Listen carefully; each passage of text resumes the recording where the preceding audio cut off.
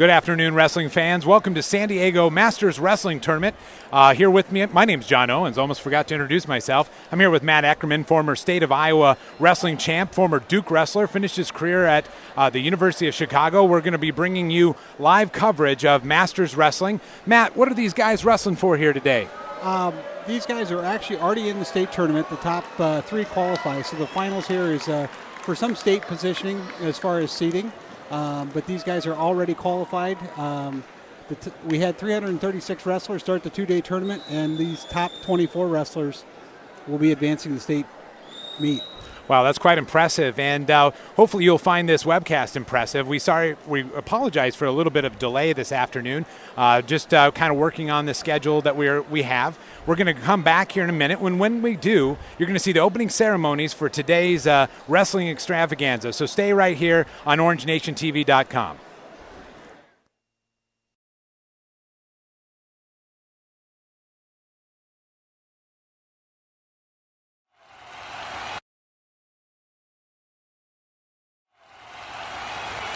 Go, it's a hit.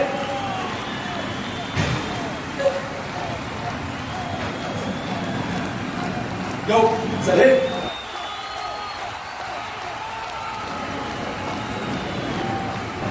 It's a hit.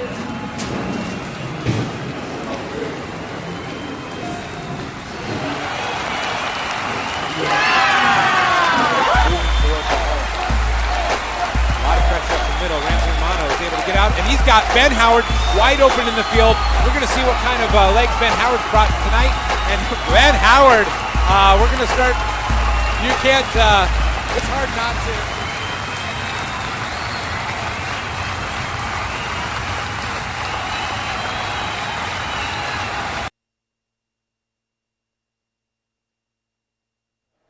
All right, we're back here live at Eastlake High School. My name is John Owens. Once again, I'm here joined with Matt Eckerman. We're about ready to get this started. CIF spares I don't want to say spares expenses, but they don't spare much in terms of drama to get this started. What a great opportunity for these young wrestlers to be able to run out of the inflated chute there with the smoke going to be unfurling, I think, at some point into the center mat, the only mat tonight with a light. Which is going to be easier on us. And there's some music that might sound familiar for those Chicago Bulls fans. Nice, and you can see the smoke coming out of the tunnel. Yeah, absolutely. That's pretty impressive. Pretty neat introductions here for the finalists. We're going to kind of, hopefully our mics will be able to pick up what the PA announcer let you know about the athletes. We'll try to also inform you as best we can. Ladies and gentlemen, welcome to Eastlake High School for the 2013 CIF San Diego Section Masters Championships. Once again, if you enjoy today's coverage, you can watch it as many times as you like on demand. You can go to OrangeNationTV.com or you can go on our Play on Sports channel. At 108 pounds from Poway, Tirso Lara. Here's Tirso Lara. One of the Poway wrestlers. We'll mention this probably a few times this evening, but they have 7 finalists, and they have already 12 of their 14 wrestlers advancing to the state tournament. And there's the Brawley wrestler, Vincent Elizalde. So Poway was our Division II section champ. Brawley was our Division III section champ. That was Dustin Miller right there, Valley Center. Another Poway wrestler coming in. There's Jinrad Fikingas. We've had a lot of fun with that name. We have, and you know, it's a great name. I just have to practice, so I apologize to the Fikingas family if I make any errors tonight. There's Micah Perez from Central Union coming in from the desert area to join us here. Very successful wrestling program. There's Manny Boyd from Valley Center. Manny Boyle, Once again, we are reading off some forms that the athletes themselves filled out, so their penmanship sometimes not quite the easiest for me to read, but we do our best. There's Sam Acosta from Del Norte. Del Norte, a pretty brand new school, I think only 4 or 5 years old, and obviously representing here today. Here's Gabe Fowler from Poway. A lot of Poway athletes, as you might expect. Number 3 team in all of the state in wrestling, Division II champs. They had representatives in every weight here today. I want to pronounce this. This is Ralphie Tovar. Yes, Ralphie Tovar. Big comeback from Matt Eckerman here from Division II last week. apologize to the Tovar family for incorrectly pronouncing his name, possibly. Another Brawley wrestler, Owanzo Asuna. I think 13 straight CIF titles for Brawley, only outdone by the, I think, 19 or 21 straight ones for Poway. They have 32 overall, leading everybody in the San Diego section. Sergio Enlo of Poway versus Alex McIntyre of La Costa Canyon. These two teams are number 1 and number 2 as far as team score goes here coming into the finals. Here's Antonio Perez from Central Union, and he'll be up against Victor Lopez from Poway. Yeah, these two wrestlers were the number 1 and number 2 seeds coming into the tournament. And Alexander Graves will be coming up here from San Marcos, and Cameron Chavez from Cathedral High School. Not too far away. Huh? Not too far away, 152s here. And his opponent from Cathedral Catholic, Cameron Chula. Great job Eastlake is hosting here today. We want to thank Eastlake. We want to thank CIF for this opportunity to live webcast. Orange Nation TV is part of Valhalla High School's. We have a group of students, and we're not students, but a group of people that broadcast things, and that's why we're able to bring this to you today. And his opponent from Valley Center, Cody Chula. So that was Anthony Ball of Rancho Buena Vista, and this is Christia Silva of Valley Center. At 172 pounds from Poway, Steve Cervantes. Steve Cervantes there of Poway. Connor Anderson of La Costa Canyon. Your 170-pound finalist. And we're going to be joined here in a second by some more La Costa Canyon wrestlers and another San Marcos wrestler. We have Ian Baker here coming in here shortly, and Nick Kimball will be squaring off at 182.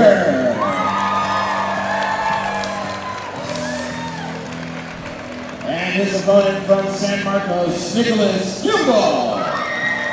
Running out of that smoke, rubbing their eyes in some cases. I'm sure it'll add to the excitement as we get into this, and I'm sure a lot of butterflies in the stomachs of the parents, the athletes, maybe some people watching. And there's Miles Kursick from La Costa Canyon. Miles, of course, coming out of Division II from La Costa Canyon, taking on Adam Waller from Escondido.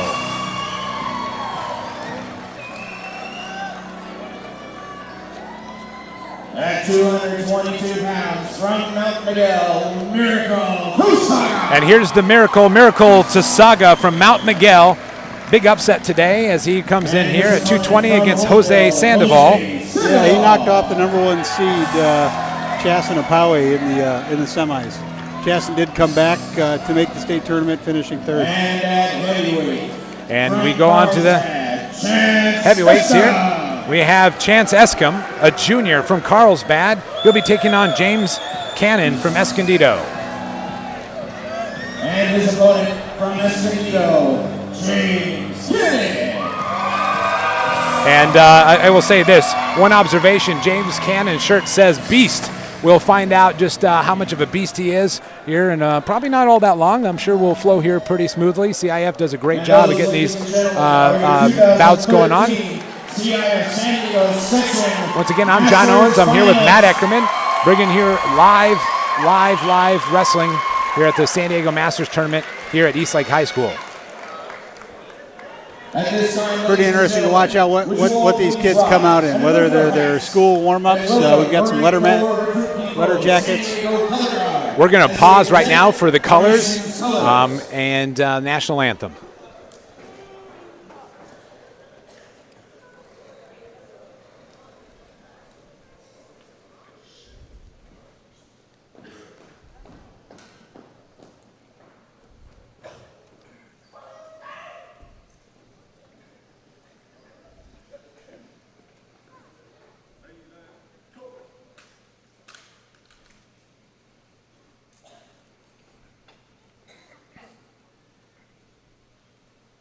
And now, ladies and gentlemen, to sing the Star Spangled Banner from Eastlake High School, sophomore Kristen O'Connell.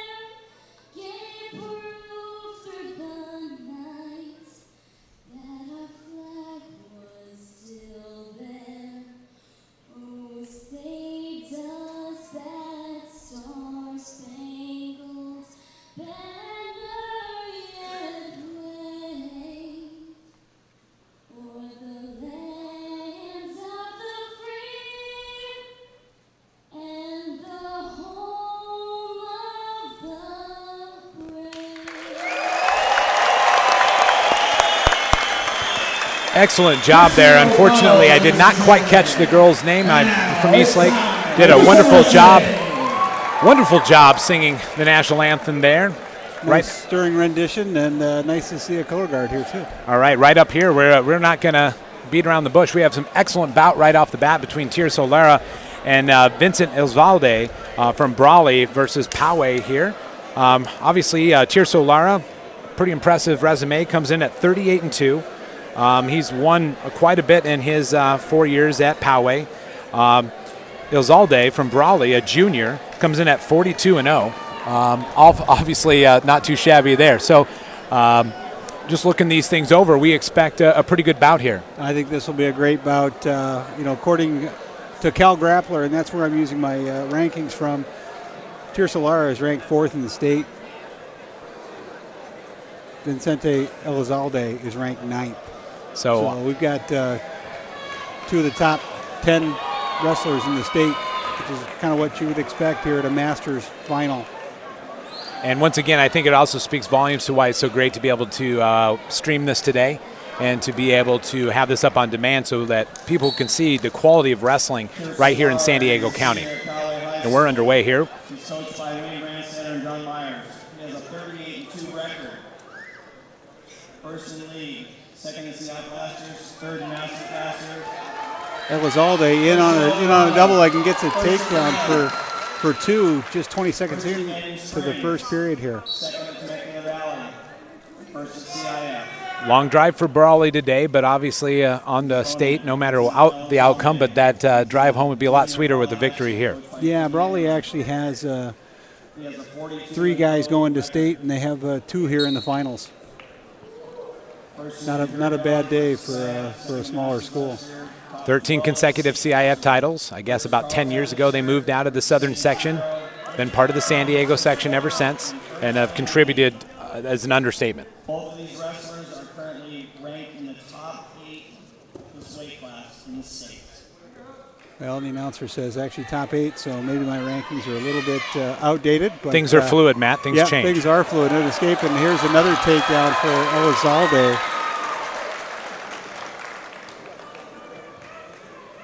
There for a while, it was eerily quiet in here. Yeah, I don't know if that can tell at home, but it was really quiet. We're sitting in here in the dark with the spotlight on the where it should be, and a pretty impressive scene. Yep. 4-1 as Elizalde here looks for a tilt with a bar arm. I had mentioned earlier, John, I misspoke. There's actually 42 wrestlers coming out of this Masters tournament. The top 3 wrestlers at the 14 weights will be advancing to state. Looking for some back points here, and he will get them as the ref counts him out. I think he'll get at least 2 there.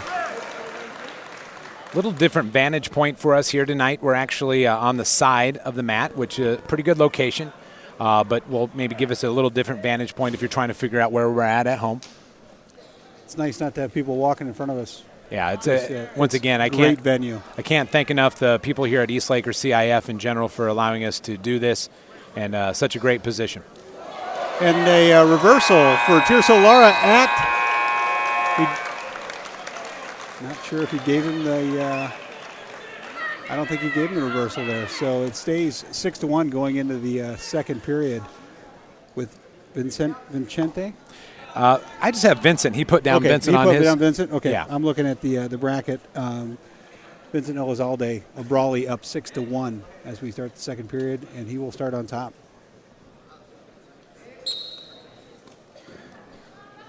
Elizalde last year was first in his division in CIF, and he was second in Masters, so he has that experience going for him.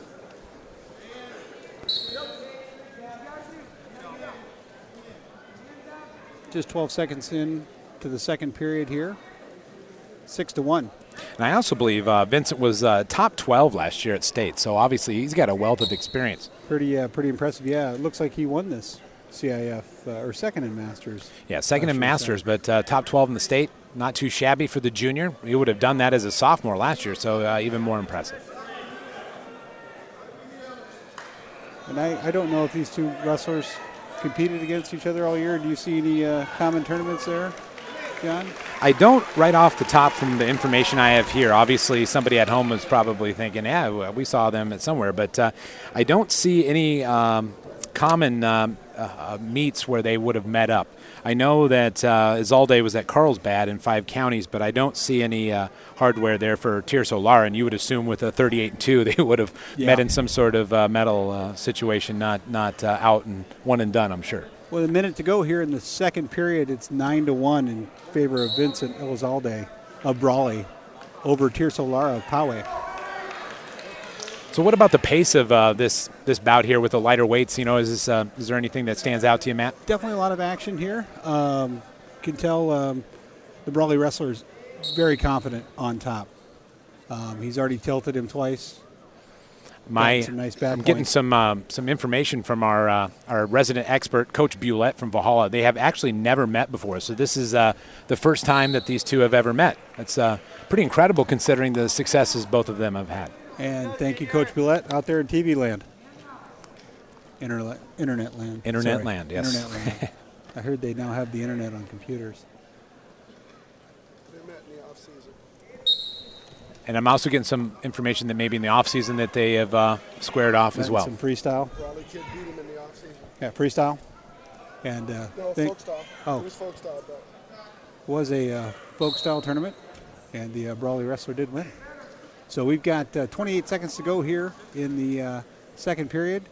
Well, I'm just impressed with what Orange Nation TV can bring to you statistic-wise on the fly. That's good. People helping. Tonight producing is Ode Youssef. He's a wily veteran from Valhalla High School. Tyler Roy on camera. Another wily veteran on camera. So hopefully we'll be able to bring you top quality coverage. There's a caution there on Vincent Elizalde. And looking for that tilt again, and he is going to get some more back points. We're under 18 seconds here. And there's another 3 back points, taking the score to 12-1 with just a little under 14 seconds to go here in the second period. Nice start to the evening here at 106 pounds.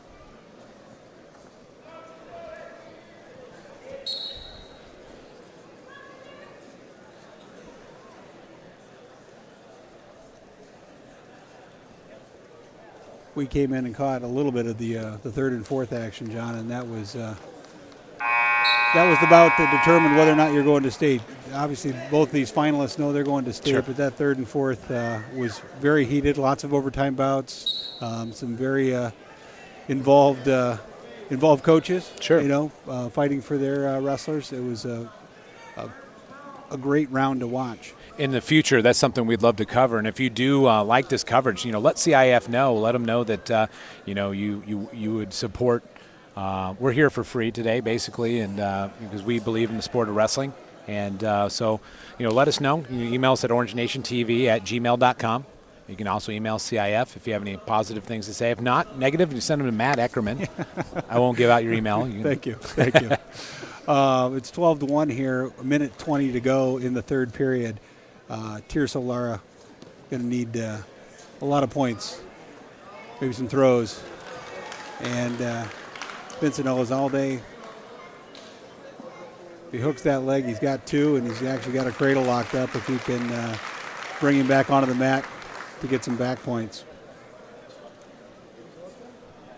1 minute to go here at 14-1 as we go off the edge of the mat.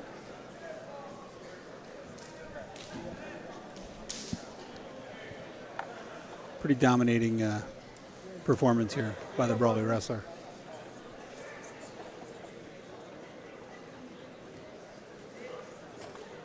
There's another caution.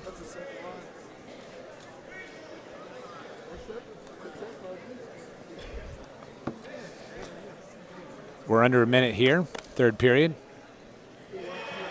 Again, pretty quiet and kind of a blowout win here.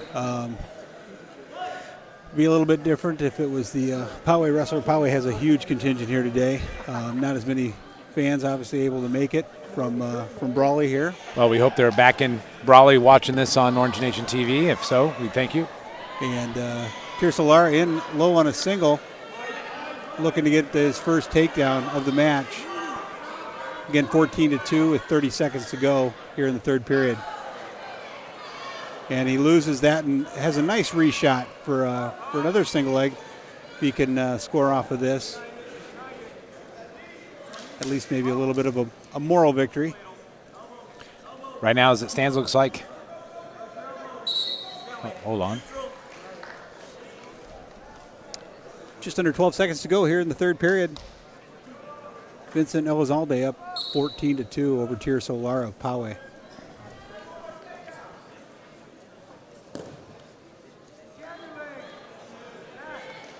Little defensive shot there to end the match. And it'll end 14-2 for your San Diego Section Masters champ, Vincente Elizalde of Brawley. Yeah, Vincent Elizalde moves to 43-0, and I'll tell you what, Tirso Lara has nothing to be ashamed of. 38-3. He finishes this portion of his season and a trip to state as well. So congratulations to both. Elizalde, your Masters champion. We move on, and we have Jinrad Fikingas from Poway, the senior, against Dustin Miller, this junior from Valley Center. Both of them come in with impressive records. 39-5 is Miller, 30-10 is Fikingas. And I'm just looking over their bio sheets here. Last year, Miller was second in CIF in his division. He was fourth in Masters. He did also very well at the Worlds in Reno. He got fourth there. And this year, he was first in his division in CIF. Coming in this year for Fikingas. Fikingas last year second at several different places, Otay, El Dorado, and Canyon Springs. And he, of course, is Division II champion just last week right here on OrangeNationTV.com. Sorry for the plug, Matt. Go ahead. No, that's all right. I did want to mention for the viewers at home that the third qualifier at 106 pounds is Alfredo Espinoza of Otay Ranch. And the third place winner here is from Brawley. Isaac Moreno. Brawley will also be going to state at 113 pounds. Yeah, absolutely. They fought hard, got to go to state the hard way, so to speak. And once again, congratulations to those two gentlemen. Looking here at the state rankings, Fikingas ranked 12th in the state. His opponent, John Ray Fikingas, is a senior, Valley High School, coached by. Glad to hear the announcer butcher this name too.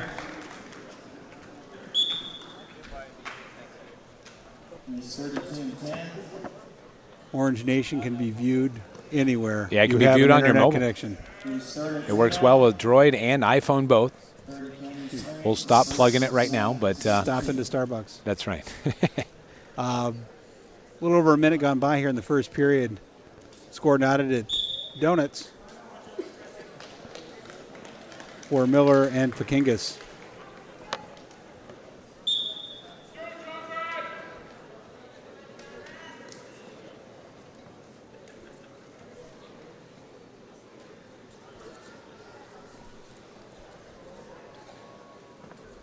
Miller looking to work a little Russian tie.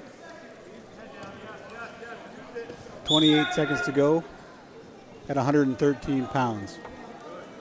With the extra 2 pounds.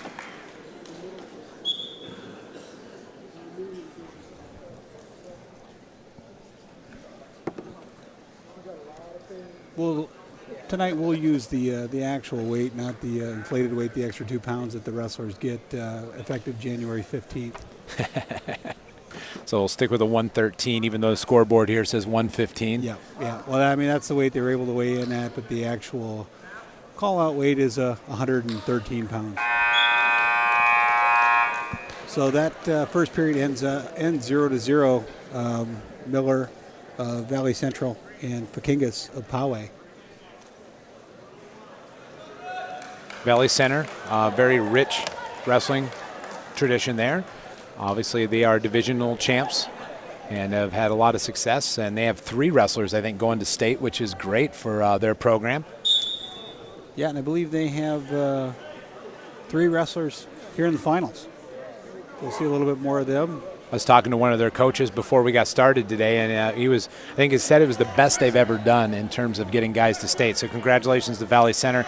They've been great in football. They've been great in other sports. So they're just adding to their list of successes. And that high school is not very old. No, it's not. It's a beautiful setup. And I have no relationship to Valley Center. So I do. My girlfriend's from Valley Center. There you go. How'd you know if you're watching?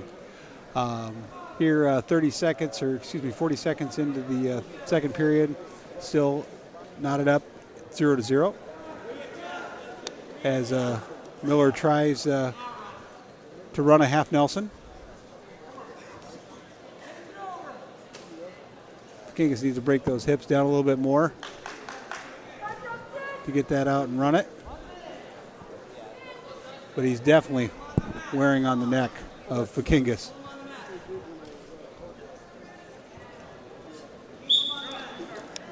Seconds to go. Sorry, John. Here in the second period, 0-0. Just going to mention that Fakingas is a senior, making a great exit out of his time at Poway. Miller, just a junior. Yeah, Miller did come in as the number one seed here. Fakingas was the third seed. The wrestler I mentioned from Brawley, Isaac Moreno, that took third and is advancing, was not even one of your top four seeds. That's what we noticed last week. Great job of seeding athletes in Division II. And once again, we're not criticizing anybody here. It's just it's a little more difficult when you throw all those divisions together. Yep. Obviously, kids prone to have a good day, bad day. It's all a crapshoot when you get into this kind of setting. Things happen. Yeah, in fact, Moreno of Brawley upset the number 2 seed in the semifinals. And Dustin Miller of Valley Center is going to ride out Fakingas for the whole second period. And he will go down and look for that escape and hopefully score the first point of this match. In terms of strategy, Matt, when you're in a situation like this, what you're going to your strengths or Well, obviously Miller is very tough on top. We watched Fakingas last week. He's a very talented wrestler, ranked top 12 in the state. To be able to hold down somebody for a whole 2 minutes is pretty impressive.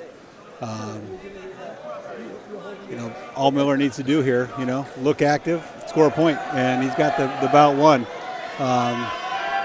Probably going to get a little stop here for potentially dangerous. That elbow's got to be covered. He can't bring that elbow forward. So from a drama standpoint, I like it when it's close like this because you get that crowd involved. 1:32 left to go here. Yeah, and you've got this strong Poway contingent that's going to be behind their wrestler Fakingas. Not much action. Not much out of bottom top. I know Fakingas is working to get a wrist here, and as he slides out to the side, but not a ton of action from either wrestler. I'd kind of be surprised if we have a stalling call here, but surprised Miller doesn't try to get some hand control and work his way up. We're under a minute. He's not really blocking per se. We've seen, at least for the bouts that I saw, and I got here 5th and 6th and 3rd and 4th today, did see a surprising amount of calls for running a guy off the mat and getting a penalty point there. Hopefully this won't come down to that, but that'd be extremely unfortunate. Yeah, it would be here in the finals, but it does happen, and it's all it's a referee's decision there, and what kind of action the top wrestler is trying to instigate. But you'd probably have to imagine the official as well as not wanting this to occur. They don't. They do not want to make that call. Yeah. So 30 seconds here. And again, looking for a possible tilt here out of Fakingas. That's kind of a chokehold. I'm surprised they're allowing that. I think that's covering the the throat. Possibly cutting off just an airway. indicated the chin, but I think the crowd agreed with you. Yeah. Now the referee says get back to the center. We've got 6 seconds to go here. Still knotted up 0-0. Pretty impressive if both of these wrestlers can ride out their opponents here in the second and third period. And we'll be going to overtime. I think Miller could have used a little bit more of that action earlier rather than kind of waiting to try to instigate his scoring move from bottom. 1 minute in overtime here. Again, knotted up at 0-0. It'll be really interesting to see what strategy they try to use here because they're both going to state. So obviously there's other things on the line. Sure. Kind of half-hearted shot, expecting, and he gives him two, and the Poway contingent will not be happy.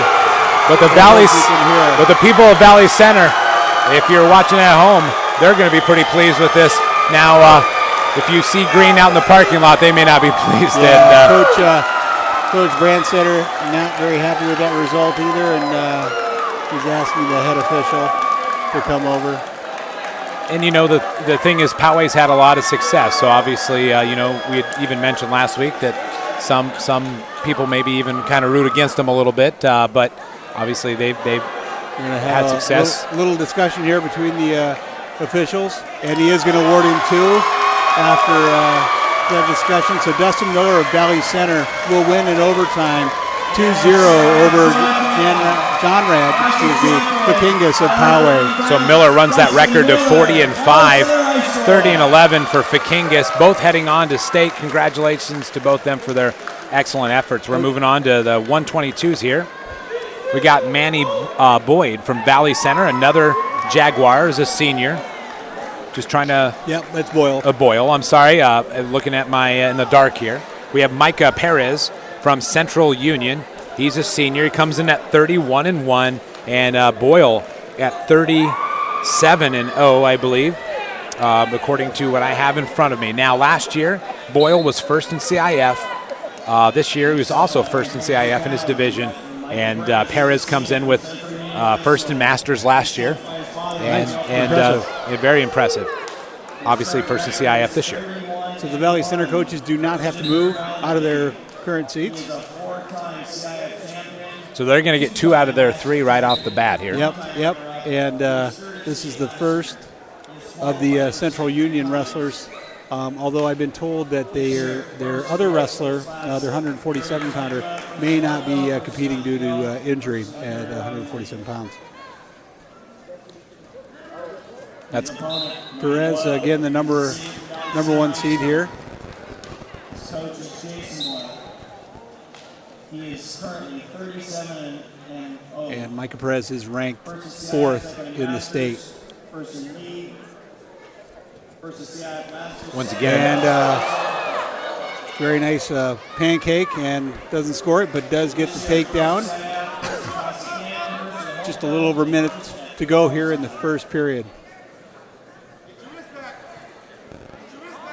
Both of these wrestlers are currently ranked in the state.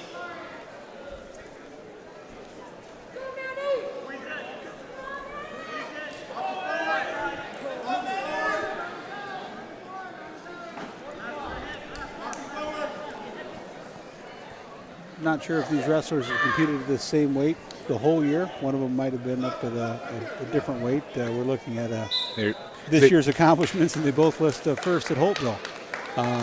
So one of them might have been, yeah.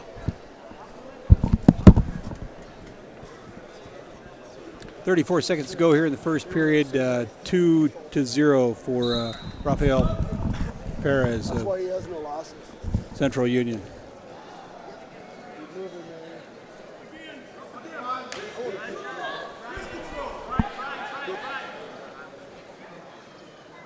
Tough ride here for Perez and Central Union. As he looks to get the tilt, and he does. Nice tight waist. Tilt there and scores 3, 5-0 as time expires here in the first period. I think they call that hitting the post, John. 5-0 going into the second period. Perez over Boyle, Valley Center. Boyle elects to go neutral to start this second period. Did kind of get some information. I believe Boyle was actually sick at Holtville, so they didn't actually get to face each other. Okay. So I'm not exactly sure. Once again, we rely on stat sheets accumulated from the athletes themselves. Sure. Sometimes that's good, and we appreciate it. So we do our own research, but sometimes it's neat to see what the athletes, what they feel is the most important, looking at their sheets. So now we're covering a pretty broad territory here with this section. Yeah, absolutely. Very bigger than most states in some areas. Yeah. Minute 20 to go. Perez with the takedown attempt, and they're off the edge of the mat. Back to neutral.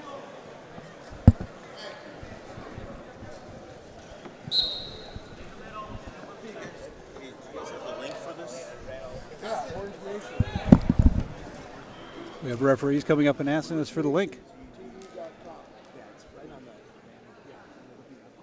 A minute to go here in the second period. Perez of Central Union up 5-0 over Boyle of Valley Center. The popularity of this growing by the minute. Talking to some people, spreading the word about today's coverage. Nice.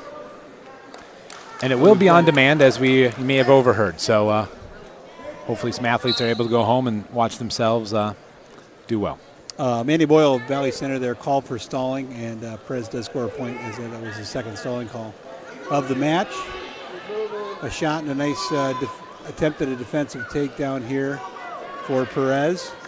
And he scores 2 points with just a little under 30 seconds to go here in the second period. 8-0, he now leads over Mandy Boyle of Valley Center.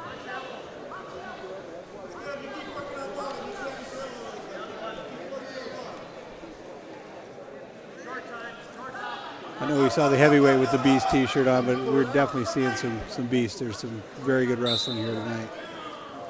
It's really a credit to what this section can do. Not every section is created equal. No. We've got 8 sections here in the state, and we do. And I would say the San Diego section here is, what I've been told, one of the top 3. And that's a credit to the coaches and the fans and the people who support this sport. As we go to the third period, Perez of Central Union will have the choice. He's going to go neutral as well, up 8-0. And as soon as he hit, he let it go. Perez again ranked 4th in the state. The other wrestler at 120 pounds that will be heading on to state is Taylor Dial of Poway. So congrats to Taylor Dial as well. Taylor Dial, nice season as well. Saw him last week. Yep. At Westview. Junior going to the state tournament. Takedown right to his back for Perez. Great shot there. It's a lot of time to stare up at that big light in the middle. Over a minute and a half here to go for Manny Boyle. And that's tight. And the fall, 38 seconds into the third period for Rafael Perez of Central Union. Winner by fall over Manny Boyle of Valley Center. Yeah, congratulations to Micah Perez of Central Union, Masters champ. He'll be off to state, of course. Boyle will too. And up next, we got ourselves a nice one here. We have Sam Acosta from Del Norte, a senior, coming in at 42-5. And we have Gabe Fowler coming in here, a senior from Poway. And I believe, if I'm mistaken, there's not a lot of information because I don't believe Gabe Fowler had been wrestling at the varsity level only until a couple weeks ago. I think that's right. I think earned that's what we discussed last week, that he beat a senior in the wrestle loss, or maybe beat a fellow senior, the person that had occupied that weight all year. Yeah. So congratulations to Gabe, just in advance making it here. A nice turnabout He says on his sheet here the 2010 JV county champ, so he has wrestled at a high level before as he takes on Acosta here. So Acosta of Del Norte and Gabe Fowler of Poway, the only finalist for Del Norte, and actually their only state qualifier here. And, you know, I think if I remember right, Del Norte's only been open for about 5 years, I think. So, you know, this would be their first real crop of what we would consider to be, you know, another sport's varsity athletes, even though they probably maybe a different model for wrestling. But congratulations to that school getting their an athlete on the way to state. And Acosta was third in CIF last year, fourth in Masters last year. This year, of course, CIF division champ. According to Cal Grappler, neither of these wrestlers are currently ranked, but obviously both having excellent years. And finishing, I don't want to sound cliche, but finishing strong at the right time. Amen. Well, especially Gabe Fowler, you know, as a senior. It doesn't sound like he's seen much action at the varsity level, at least this year. But, you know, that's, once again, I don't want to sound too dramatic, but that's a great story to tell a kid, you know. You may not be till your senior year, but if you keep working, these good things can occur. Amen. I mean, there's you know, we've talked in the past about guys that have, you know, haven't wrestled until their, you know, possible junior year. I mean, even stepped on the mat, let alone, you know, been in a junior program and then gotten to the varsity level, you know. It's a sport that you can pick up fairly quickly and excel at. Hard work, determination. Now there's cliche for you. 23 seconds to go here in the first period. Knotted up at 0.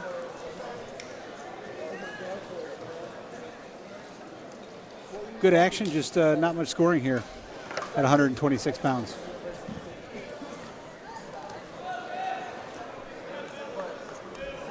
You know, maybe one of these wrestlers can come in under the radar as well at the state, you know, and maybe upset some people there as well.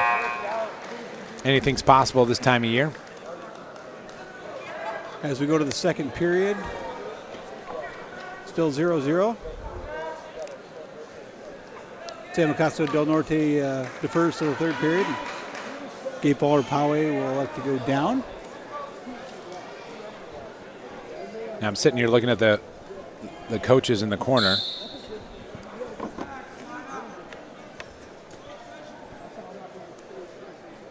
Just sitting here looking at the coaches in the corner, and I was just thinking, do the Poway coaches just have a reserve chair somewhere? They just, you know, like that, you just stay there and just keep it warm? Or when you've got half the finalists, yeah, you pretty much get your own seat. You should put maybe a third set of seats over there. Obviously Poway, not Poway homers, but they have obviously done very well in the San Diego section. A stalling warning there. And 2 points reversal for Gabe Fowler. And reversal almost right back there. Not sure if he's going to give him any back points there. He didn't award control.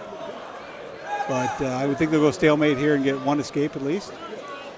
So it's 2-1 with a minute to go. Gabe Fowler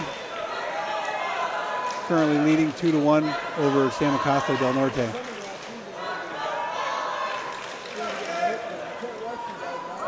Both these wrestlers wrestling with what looks to be a smile on their faces. Kind of a cat and mouse. Enjoying the competition here. And that's the thing about wrestling in general, the sportsmanship, the sheer determination between the two athletes. It's a team sport, individual sport, but that's the one thing you hang out. If you haven't been to a CIF wrestling Masters or even a duel on a Thursday night, you haven't seen the great sportsmanship that this sport, I think, just really carries on almost every minute that it's out. Good camaraderie. You'll see a lot of these wrestlers.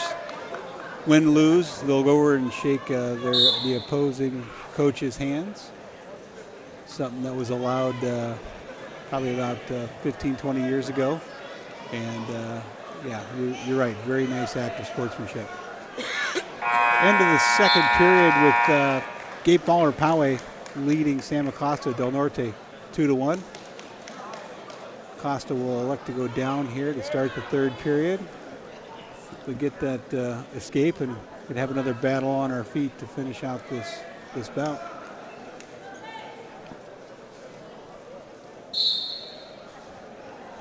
Fowler looking to get the legs in. Costa doing a good job of hopefully grabbing that ankle, kind of throwing it out.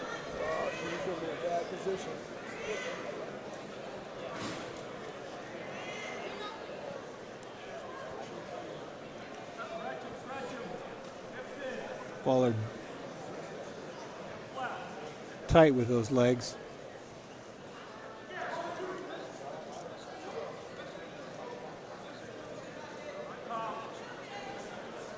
Just about 1:20 left to go here in third period.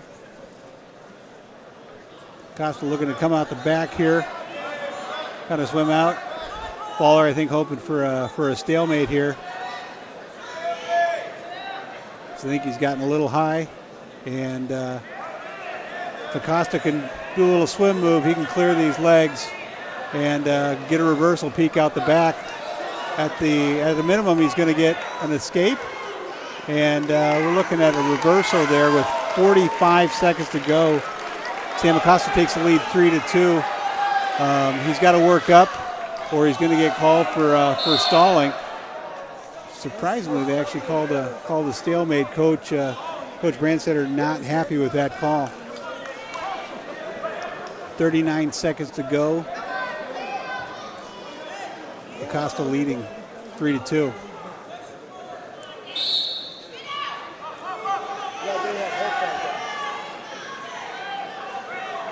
Did not do a great job of holding Fowler down in the second period, giving up that reversal. Let's see if he has any better luck here. Doing a good job of keeping his base down. Fowler kind of doing a little scramble move there and grabbing the ankle. Unfortunately, it's going to waste a lot of time. Just 10 seconds to go here. We're going to call, actually we're going to call stalling. Holy cow. It's a big call there. That is a huge call. 10 seconds left. Obviously, we're going to get a little coaching conference over in the corner. I don't know if they're going to allow that. I think there was a lot of action. I thought from both wrestlers there. I don't necessarily agree with that call, but that's why I'm over here and not in stripes. So 3-3, 10 seconds to go.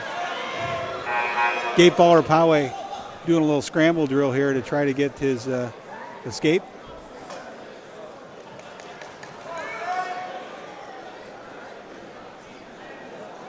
There's still some consideration going on.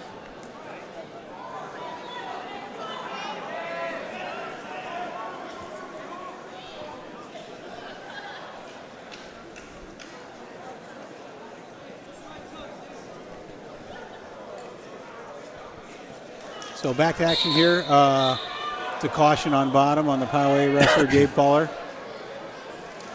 Trying to get out of there as fast as possible. A very exciting end or overtime here at 126 pounds.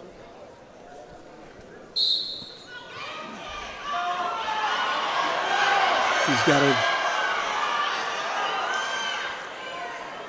And I don't think he's going to get that escape. No, he did not. Yeah. Fowler thought he should. At least he was. Yeah. He did a good job. The Oscars are tomorrow, correct? Yeah. That was look, my feet are free. Unfortunately, you have not turned and your opponent has not relinquished control. A lot of dancing here between these two wrestlers. A lot of smiling still, and the crowd's coming alive. Overtime, 6 minutes into the match, and that move by Gabe Fowler reminds me of a good friend of mine. He liked to bait guys with just stick your foot out there and see if the guy would shoot on you. That's pretty cool. I will call that the Rodak from here on in. 30 seconds to go here in this overtime period. First takedown wins.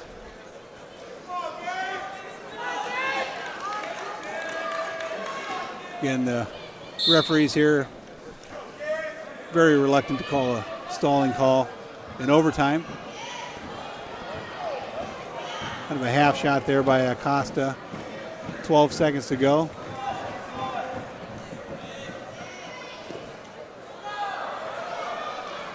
Shot by Fowler and front head from Acosta, and that's going to end this first overtime. Pretty fun bout here with two guys that maybe at least Fowler coming in here. Not a lot of talk about him. Neither one of these athletes ranked, you said, in the state or anything like that, but definitely fun to watch. Yeah, Fowler, even though he doesn't have a lot of bouts, under his belt, was the number 2 seed coming in here. Sure. Both had pretty straightforward, not very complicated days, and that's huge. Back points for Acosta of Del Norte, 15 seconds into the and a reversal and another reversal. I think he's going to get back point. He's going to need some help scoring this, folks. I think we probably had takedown reverse or back points, reversal back points. I'm not sure if, we've got no scoring up here on the scoreboard. And what's interesting, too, is watching both coaches' corners during that, was probably as entertaining as actually watching the bout itself. Sure. Which is typical of coaches. As a former retired coach with that addiction, I understand where they're coming from. And they're both working the officials. And if one coach is going to go talk to one, you better stand there too, because you don't want anything getting pulled over on you. Yeah, just as excited as the wrestlers. Again, we've got 2 30-second overtimes here in double OT. Both wrestlers get a choice. Unsure how the scoring is going to come out on this. It looked like we had near fall for Acosta of Del Norte, and then a reversal and possible back points for Gabe Fowler of Poway, and then another reversal back for Acosta. And I think this is also why it's great. You can watch this on demand. People that want to see this over. It's pretty exciting. Another caution for Gabe Fowler. Trying to get a jump start here. Acosta is up 8-5 here as we go into the second half of the double overtime. Definitely going to need a tilt here. A little desperation. Try to get a cradle. 12 seconds. Yeah, referees much quicker to call a stalemate in these double overtime periods. And Gabe Fowler going to go with a freestyle start.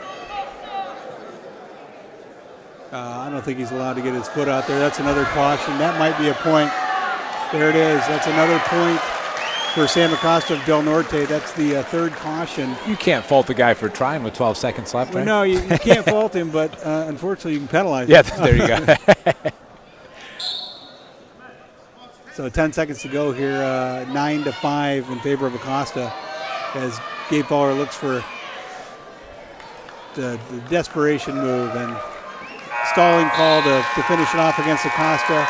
So Sam Acosta from Del Norte is going to be your Masters champ, improving upon a 4th place finish just last year. So congratulations to the senior. Not only is he moving on to state, but also Gabe Fowler. Quite a story there. The senior moving on to state as well. And the third wrestler at 126 pounds, if we didn't mention him earlier, John Lancaster of West Hills, advancing to the state tournament as well. So pretty impressive for Sam Acosta. If he got 4th last year and wins it this year, just out of the money last year and on to state. And we do apologize. I think we had a little graphic error there that showed the Poway athlete winning that, and actually it was but we do appreciate that. Some of the people at home watching wanted to let us know. We appreciate that. We're going to move on to the 132s. Here's Ralphie Tovar, the sophomore from Poway, against Alonzo Osuna, the senior from Brawley Union. Osuna comes in at 42-2, and Tovar comes in at 41-5. So two accomplished wrestlers there. CIF champ for Tovar last year, and CIF champ in his division this year. And Tovar currently ranked 3rd in the state. Osuna Brawley is ranked 9th. So we've got two of the best wrestlers in the state here in the San Diego section at 132 pounds. A preview of what may be to come just next week.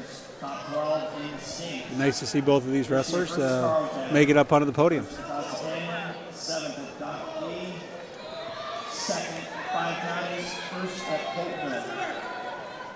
Tovar in low on a single. His opponent, Alfie Tovar, he's a sophomore from Poway High School. To grab that knee and Coached by Wayne Branson. Current record, 41. Osuna Brawley Last year. very competent in avoiding the takedown here, either jumping into Tovar. And that's going to be 2 right there. His toes are in. Oh, I kind of surprised that call. Guess you just need a little bit more momentum, knock him over there. Well, I think there's a few fans there in the stands that agreed with you, but obviously. Those fans in green. 45 seconds to go here in the first period at 132 pounds.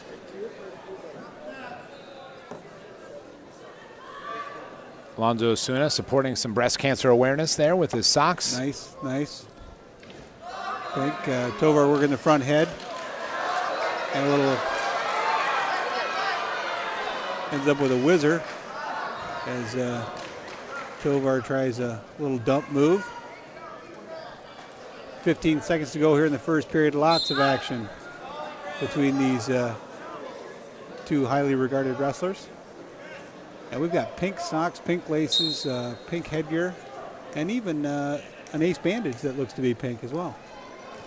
Now, do you, depending on seeding, do you hold anything back here, knowing that you'll probably maybe meeting again?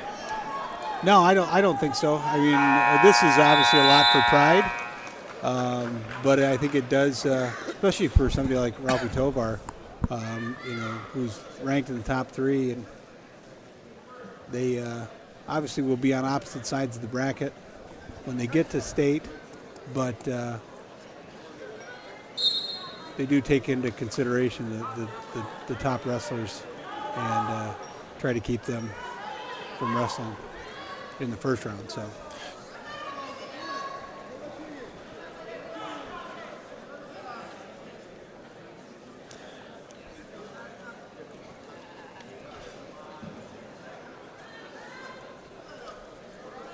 Again, 0-0 here, a minute 30 to go in the second period as Tovar tries to throw by, and Osuna keeps a tight lock on that elbow. These are definitely two very evenly matched wrestlers. You know, under further inspection, I think Osuna has pink fingernails as well. Awesome. So definitely showing his support for breast cancer awareness. I can get behind that. A very confident man.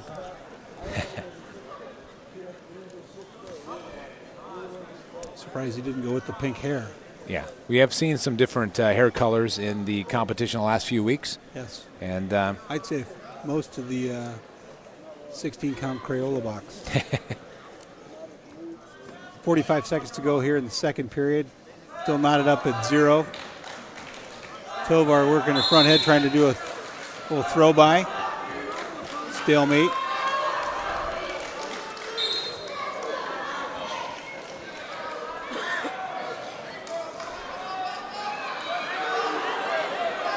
Bump his hips down and maybe get that ankle, and he'll score the 2. Ralphie Tovar scores the first points of the match with just a little over 20 seconds to go in the second period over Alonzo Osuna of Brawley.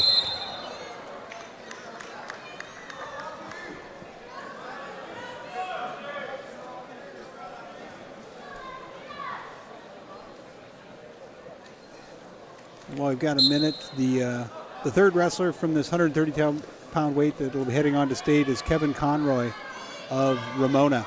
So congrats to Kevin, senior, heading on to the state tournament.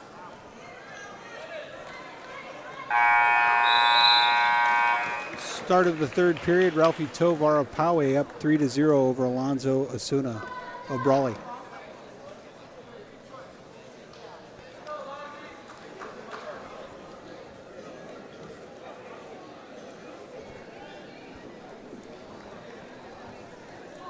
Ralphie Tovar, once again, I don't want to sound like a broken record, continuing that long string of success Poway's had. Brawley, obviously, not to be outdone in their own regard. They have a whole ton of consecutive league titles of their own in their own division.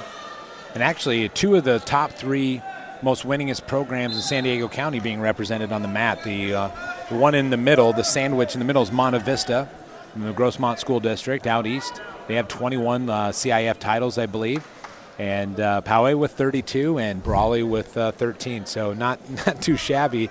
A lot of nice trophies and probably trophy cases at both these schools.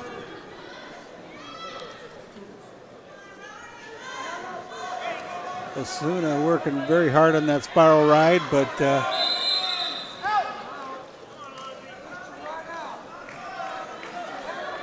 Tovar still battling up. Minute 30 to go here in the third period. Ralphie Tovar up 2-0. Tovar, Osuna. Sorry, John. that's fine. Tovar's just a sophomore, which I think, if you look at his resume coming in here, makes it all that much more impressive. As a sophomore, this is already his second state qualifier, or 2-time state qualifier, pardon me.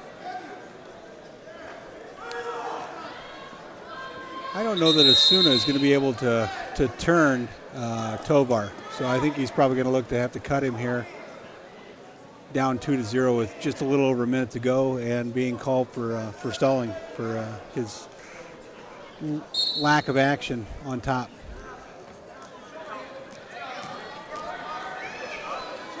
Tovar needs to really control hands before he comes up.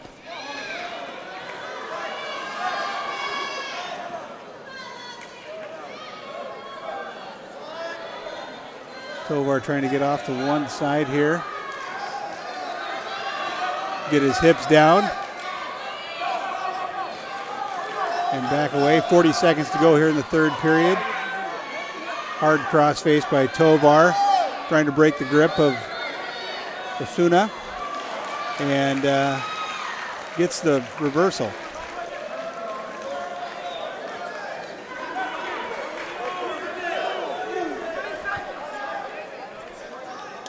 That's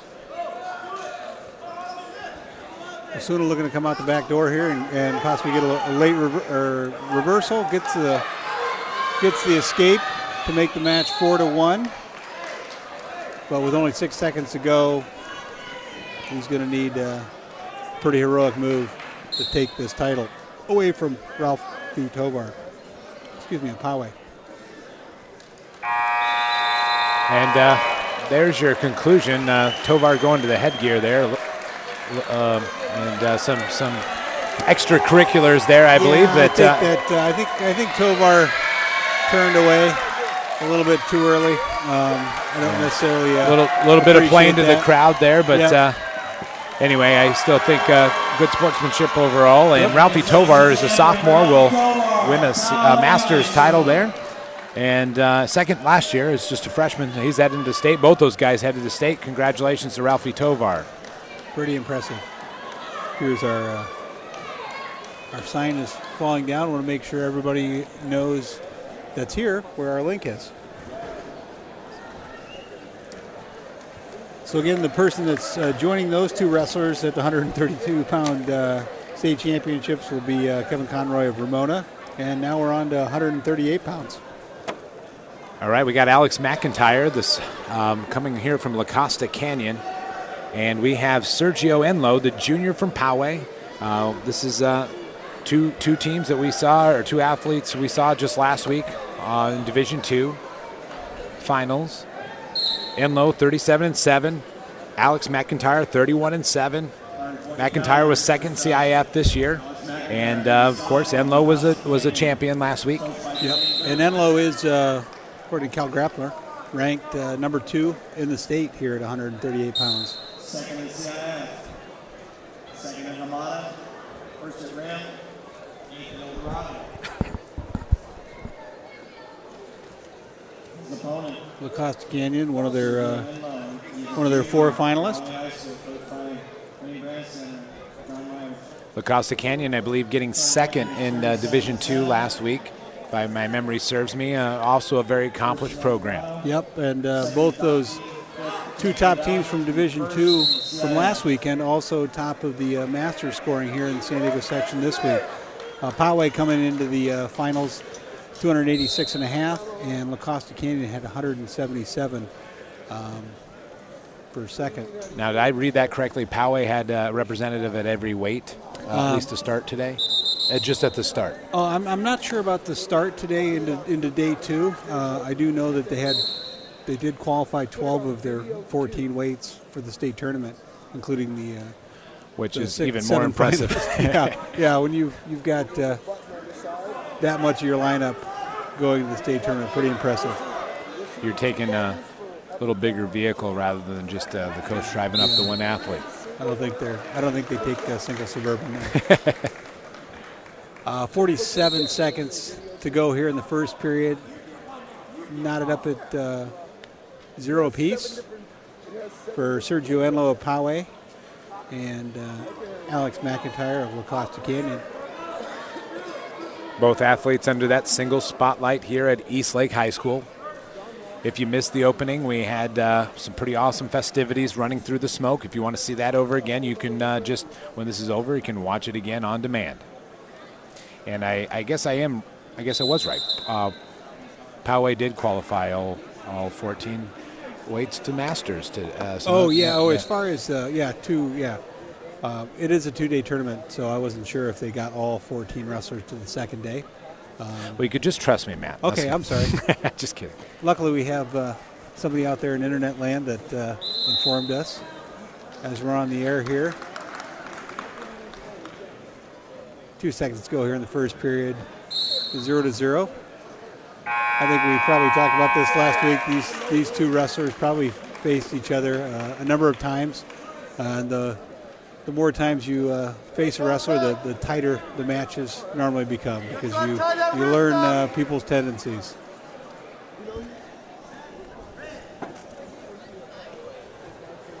Enloe going to start down, and we've got a caution against McIntyre, La Costa Canyon. Thought somebody was going to start a slow clap there. It's a great scene here today at Eastlake. Full capacity crowd all the way up to the rafters almost. They're on both sides in this awesome gymnasium. Almost an escape there for Enloe as they went off the edge of the mat.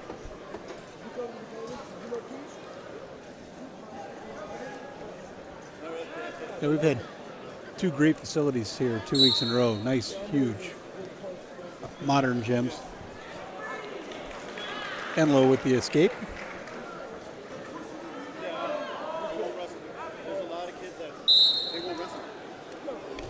And some interesting stories here. Of course, the coaches' stories are just as impressive sometimes as their athletes.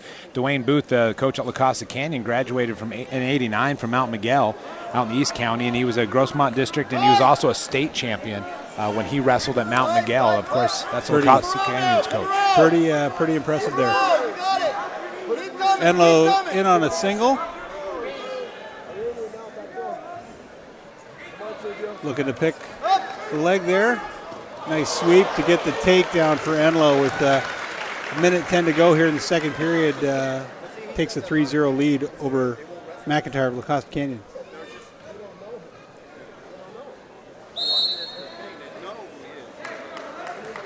That was very patient of Sergio Enloe there. A lot of guys get a little frazzled in that position. These are really just grudge matches between these two guys. Yeah. So evenly matched.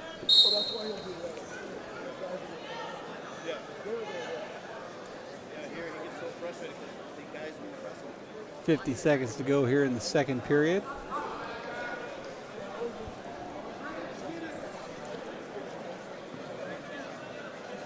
Enlow with that tight waist, making it difficult for McIntyre to come up. And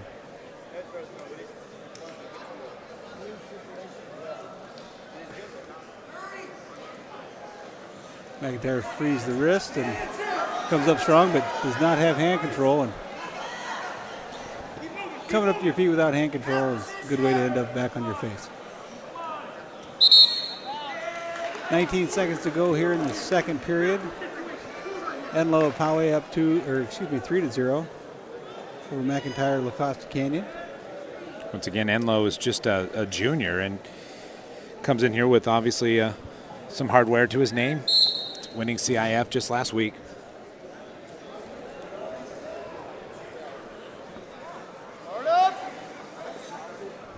Referee counting for official counting for back points there, but not awarding any. That's fine. Now go. Did not hold him.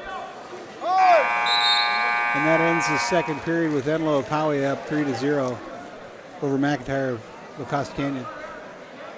The third wrestler joining these two at state at 138 pounds is Mike Armstrong of Vista, the junior advancing to state.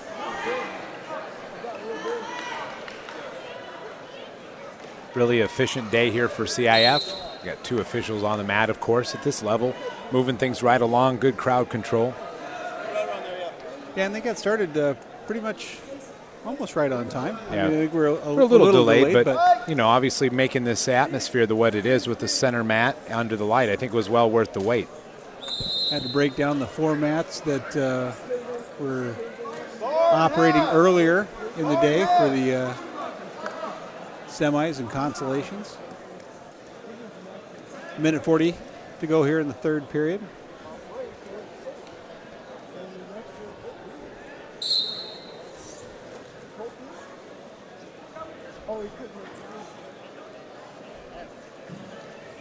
Enlow pretty tough on top, breaking down his opponent. Getting that tight waist. Looking to get another tilt here.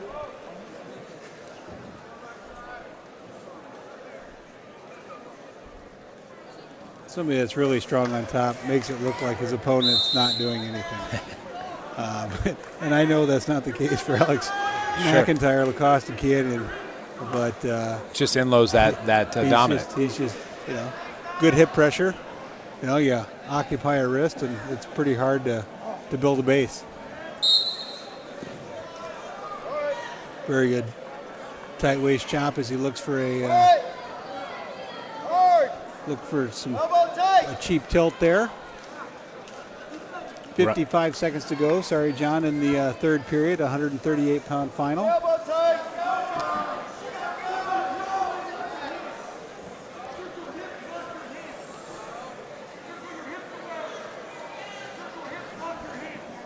Lacoste Canyon coach is still giving constant advice and guidance to the wrestler.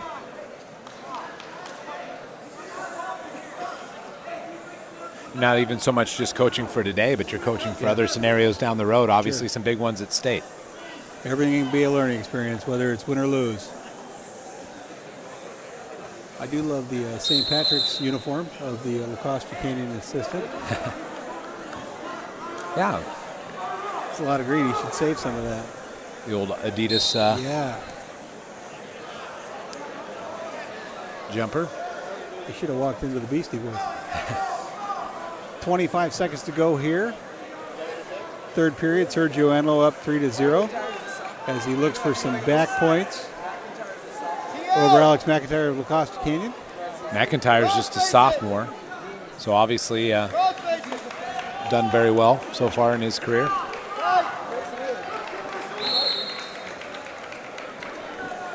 And Enlow does not want to surrender that point. He easily could have cut him there and not been at much peril with just 5 seconds to go, but does keep control.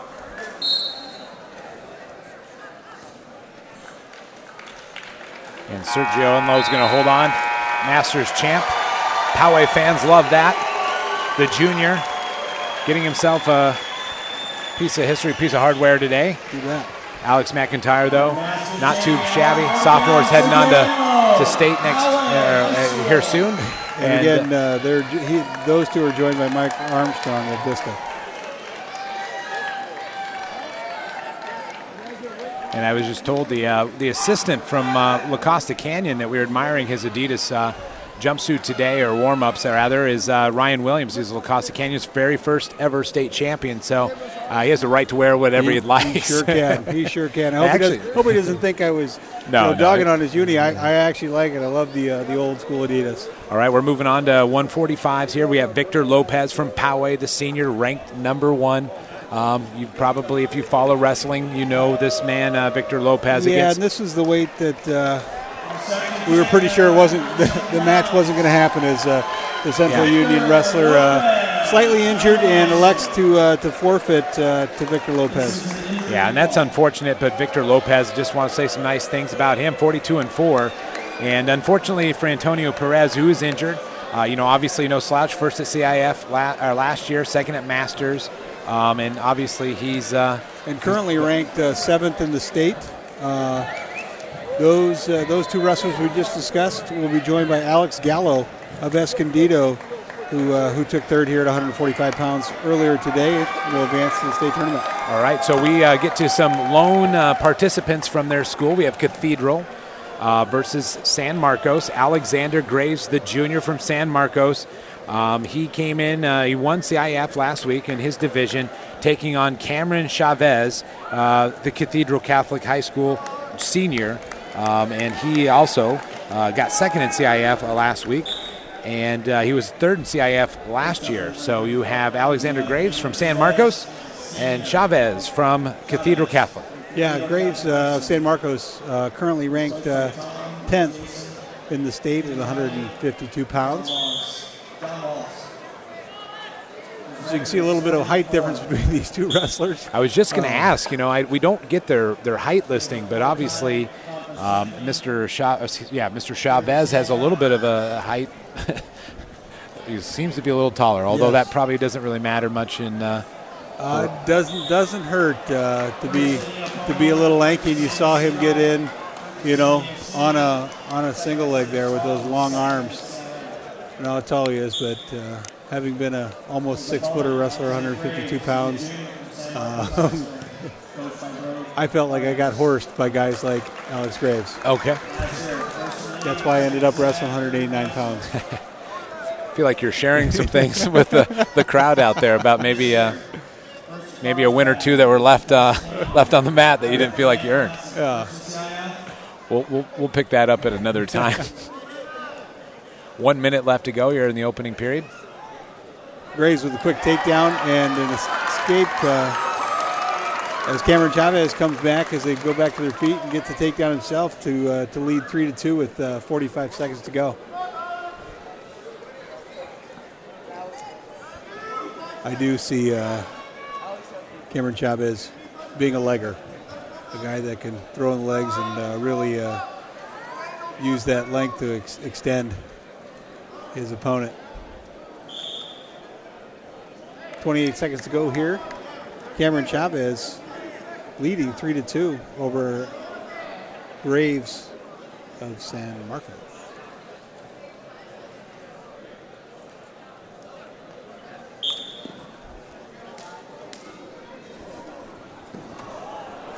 Yeah, pretty impressive record, 40-4 for Cameron Chavez coming in here. So maybe he's Cathedral. Are they Division III, John? Not sure. I believe that they are Division III. So just thinking, we did Division II last week and we didn't see him, so I'm gonna go on a limb, Division III for Cathedral.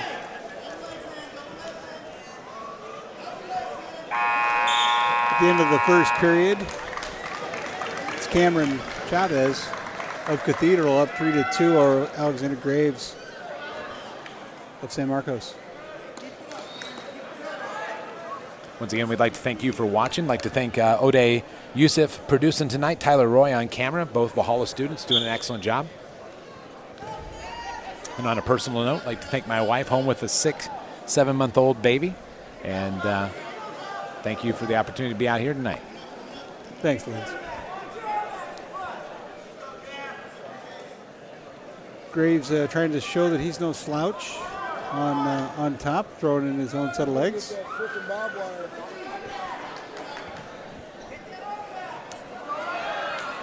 He tries to turn his opponent and does get some back points here, but he's probably going to give up an escape as well. Nope. Grabs the legs that they go out of bounds. No near fall awarded. And it looks like we got a little bit of blood time.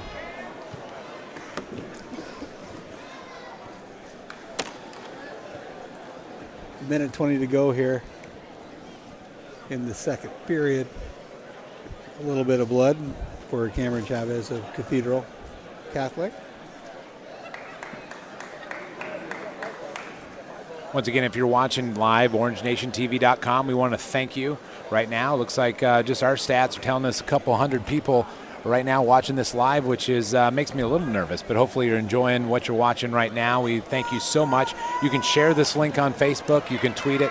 You can send it to your grandma, anybody that wants to watch high-quality wrestling, hopefully high-quality wrestling coverage, and it'll be on demand from here forever on our station, our channels, our website. I think I will share this with my 91-year-old grandmother on her Facebook page. There you go. Gene Lighthouser, if you're out there. We still got a little bit more blood time here as they're figuring that one out. Cameron Chavez taking that 3-2 lead right now over Alexander Graves, and we're about ready to get underway.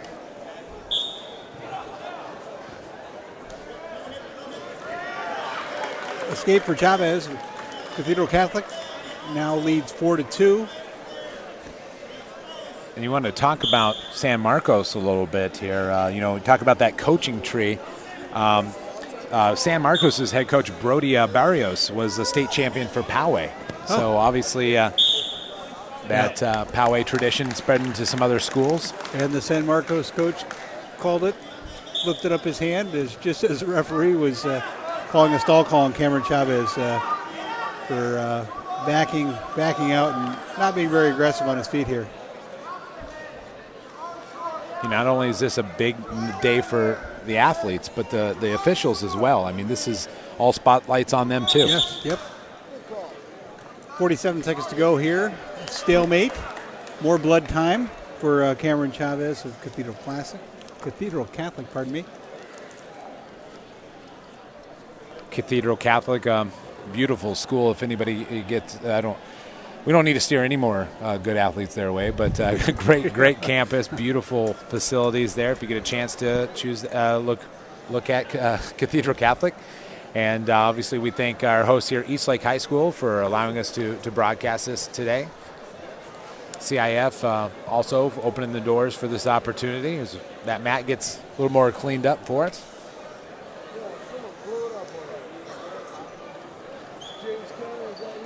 Maybe for some of the fans at home that may not quite understand with blood time, is there an end to this? Is there a way to be DQ'd here? Or? They do. I'm not sure what the current rule is, and I do apologize. Sorry to put you on the spot. Yeah, thanks, John. I think there is a max time. You'll see the ref go to his watch, the second official, to cut blood time. And there's a nice takedown for Graves of San Marcos on a throw that he probably thought he was going to get some back points on. 30 seconds to go here, 4-4. And unfortunately, another blood time for Cameron Chavez. They're going to need to get the whole bag of cotton up in that nose. Once one of those gets started, it's hard to stop it at times. Yeah, sometimes you just need a bigger piece of cotton. There you go. Just 30 seconds left to go in the second period. We're all knotted up here. Chavez and Graves. Maybe Coach Biolette out there in internet land can let us know what the blood rule is currently in high school wrestling. And just like that, we'd like to thank, first of all, Valhalla's head coach, Steve Bulette, was at Monte Vista also for a number of years. Highly successful coach here in San Diego. Is getting us a lot of those details, but he just texted as we spoke. And unlimited amount of blood time. It is up to the referee's discretion. So probably not in this setting, though. They're going to make a big, probably controversial call. Oh, and that's a beautiful throw for Alexander Graves, right to Chavez's back. Looking hard for the fall, and I think he'll get it. 14 seconds to go.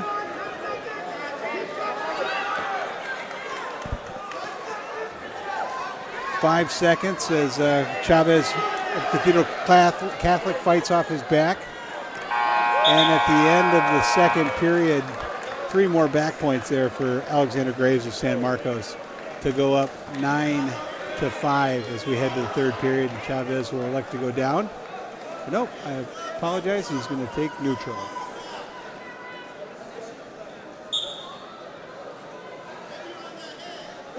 Saw a little hint that Graves felt very comfortable. Upper body, a little more Greco-Roman.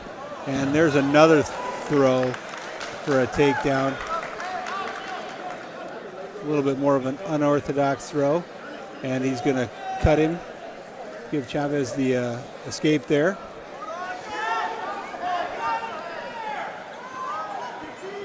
(11-6) currently with a minute and a half to go in the third period.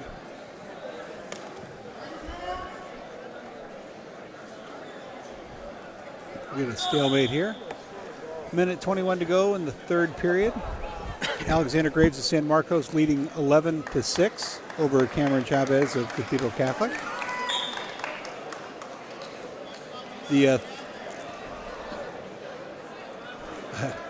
You can tell Chavez does not want to get tossed again. He might give up a takedown, but he's definitely not giving up another throw. He's a senior, so he's got a little bit of feistiness to him and knowledge. An illegal hold called on Graves. Point to Chavez. The third wrestler joining these two at the state tournament, 152 pounds out of the San Diego section, will be Cody Doyle of Poway, the sophomore. I will say Coach Barrios from San Marcos, I don't think agreed with that, but you wouldn't expect a coach to. Now 50 seconds to go here in the third period. 11-7 for Graves as he scores another takedown. We go up 13-7.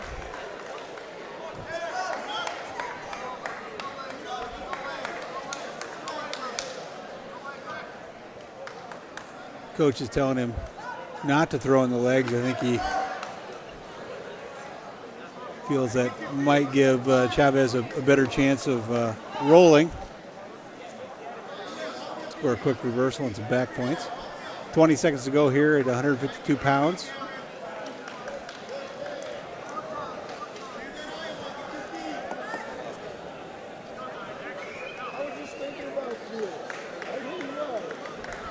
And Graves looking pretty tough here to finish off this match. 0.8 seconds to go.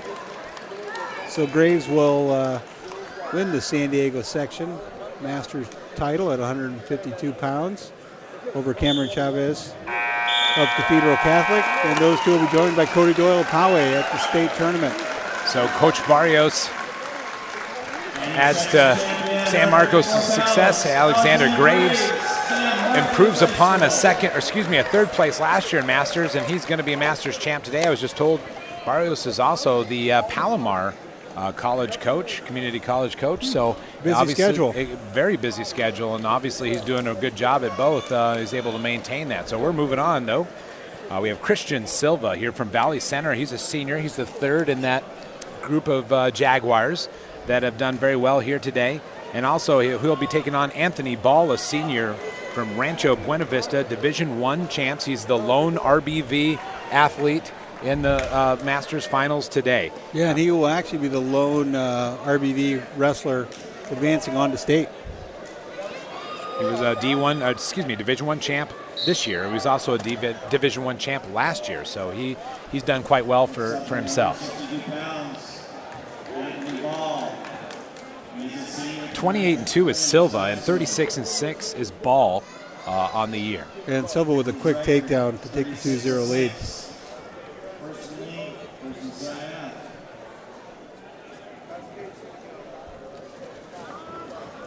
Pretty nice unis when you can get your name on the back. I've normally got to admired wait that. till college and play a different sport to get your name on the back of a uniform. You don't see many singlets with the name.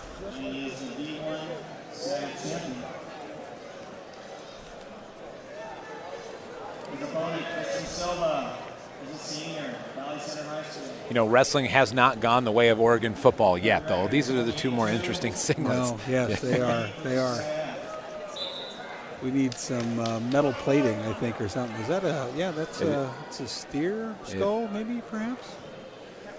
What is RBV's? I was just thinking about that right now. I think they're the Longhorns. Okay, that would make sense. And I'm almost for certain. And I do apologize to those RBV fans out there. Well, luckily we have an iPad. We have the internet, so we will. We might have an iPad that'll tell us. And you know, interestingly enough, Rancho Buena Vista is the last school to beat Poway in a duel, and that was about 10 years ago. Wow.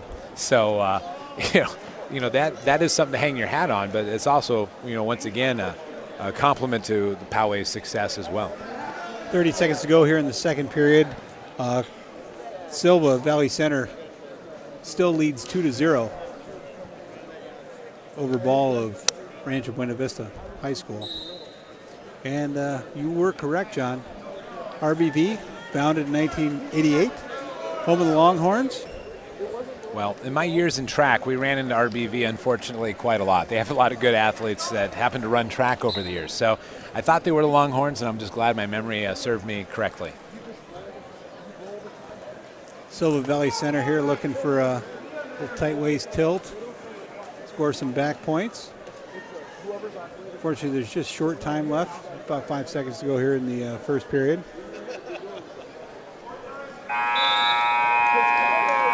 So at the end of period number 1, Silva Valley Center leads ball of Rancho Buena Vista 2-0.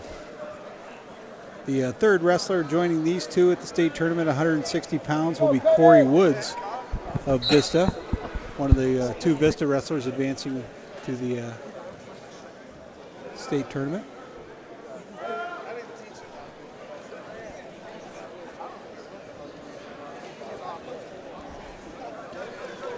Nice double leg attempt there for Silva. Go, do it again. Probably needs to watch that. Yeah, I knew the ref was going to say something about that. Needs to watch that head slap. You can do one. But when it starts, maybe two, yeah. You know, when you start playing patty cake on his forehead, they tend to frown on that. that was a little jelly donut distraction there for a second, you know. Shoot, Cody, he's on his toes. We're a little closer to some Valley Center coaches and get a little fan base here. Might be able to hear them on our mics. A nice defensive reaction there for Silva Valley Center. Takes the 4-0 lead here with a minute to go in the second period. Valley Center Division IV champs. They have 3 athletes here today in Masters, I believe. Three wrestlers. That's pretty impressive. Yeah. And they are taking, what did we say, on to state? 3 wrestlers? I believe they have, that's what I mean. Yeah. I think they have 3 going on to state, which is really impressive. It'd be impressive for anybody, but I think all 3 are actually in the finals too. No, don't hurt him. Turn him.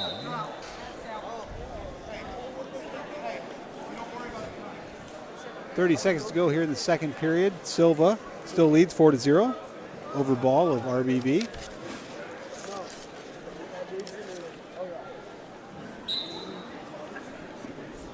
And just a little note here. Dale Hanover is one of the refs here today, and he also wrestled and graduated from Poway High School. So I'll tell you what, not only do you have success in that program, but you go on to officiate, stay within the sport itself. Obviously, you know that's true in your family. You have brothers who wrestled, and one brother went on to be an official, yep. Does both the high school and college. End of the second period here. Silva up 4-0 over ball of RBV. Yep, my older brother just did the state tournament back in Iowa. And he did ACC tournament last year? And did the ACC tournament last year and is doing the ACC tournament here coming up in a week or two. I think we're about a month away from the NCAA Division I tournament. I think we're going to have a great turnout there in Des Moines. And I'm sure there'll be a lot of debate about Olympic wrestling. As well as there should be, absolutely should be. I mean, it's an original sport. It's kind of silly to me that they'd ever think about taking it out of the Olympics. So Silva does get warned again for stalling and gives up the point to ball of RBV. Yeah, I saw a nice little commentary about there's ancient statues of wrestling. There's no ancient statues of speedwalking. Nothing. Insert your non-wrestling sport.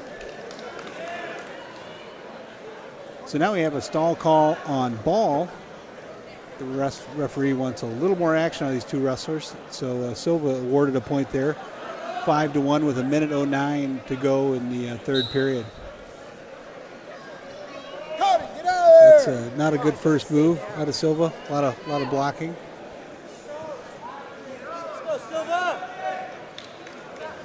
I think we probably could see a couple more stalling calls here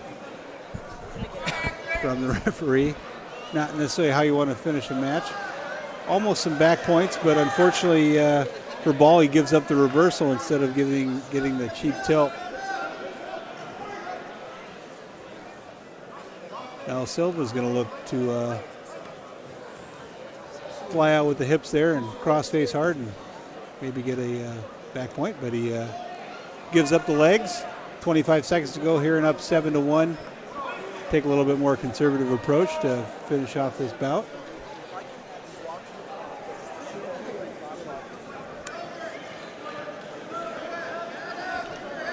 We were talking about Dale Hanover, the referee here. Not only was he a successful wrestler at Poway, but he's actually a teacher at Del Norte High School. All right. So at 160 pounds here, Silva Valley Center will win the 160-pound San Diego Section Masters title over Anthony Ball of RBV. And those two will be joined again by Corey Woods of Vista. Right, so we are moving on. Right now we have Stevie Cervantes, the senior from Poway, comes in 7th in state at last year, or excuse me, 7th in state. 7th at state last year is how he finished. He comes in 43-3 this year. First last week, CIF Division II. He's taken on Connor Anderson from La Costa Canyon. Connor Anderson of La Costa Canyon, a senior, number 2 seed coming in here. Cervantes, as I saw on the Cal Grappler website, has committed to go to West Point to wrestle. It's quite an honor for him, and obviously an amazing place to be able to go to school and serve your country at the same time. Anderson from La Costa Canyon, the senior, is 37-7. He was second in CIF last year. And for some reason, I thought Cervantes was ranked, especially with a 43-3 record, but a minute 15 to go here in the first period, 170 pounds. You know, Matt, I think you're correct, and I don't recall. I mean, I thought he was too, but we'll be looking to see if we can find that. He is. Okay. I think I must have been on the wrong way. Steve Cervantes is ranked 4th in the state.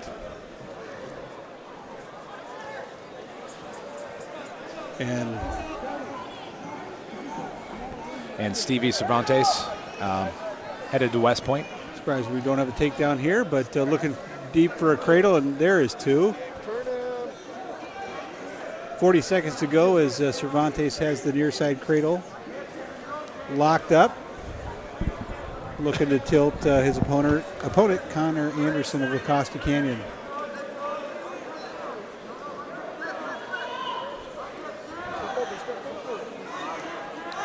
Unfortunately, he might be able to turn it, but it's probably going to be out of bounds, and he releases the cradle. 15 seconds to go here in the first period. Steve Cervantes of Poway up 2-0 over Connor Anderson of Lacosta Canyon. Once again, these are two athletes that most likely had seen each other a few times over the years. Both seniors, both from highly successful wrestling programs. And Cervantes does get two near fall in the waning moments of the first period to take a 4-0 lead.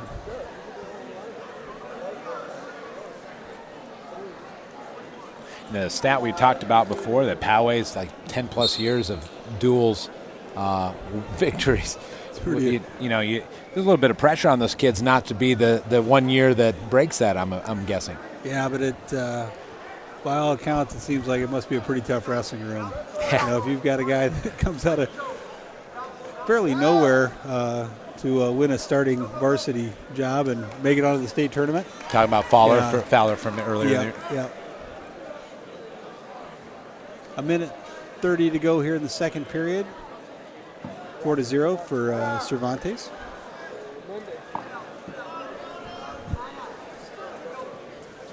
Some guys look like wrestlers. Steve Cervantes looks like a wrestler. That's a high compliment. Yeah. That is a good compliment. I don't know what his ears look like, if it's, hopefully he's been wearing his headgear, but some guys like that as a badge of honor.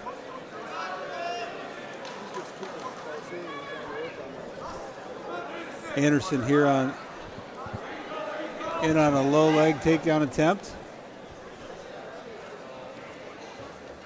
Cervantes looking to try to power through with his hips, maybe get a fresh start.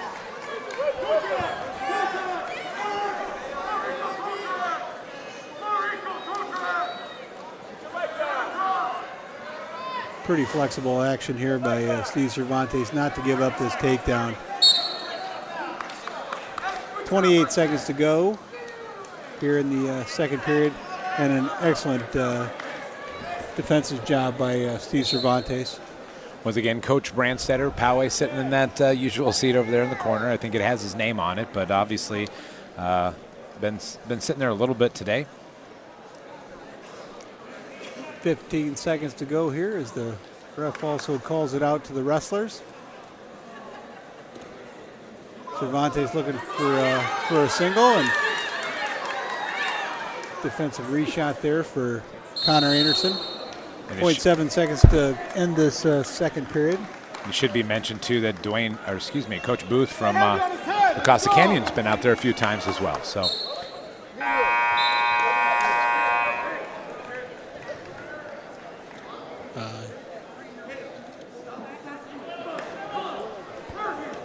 Cervantes of Poway will elect to go down here to start the third period.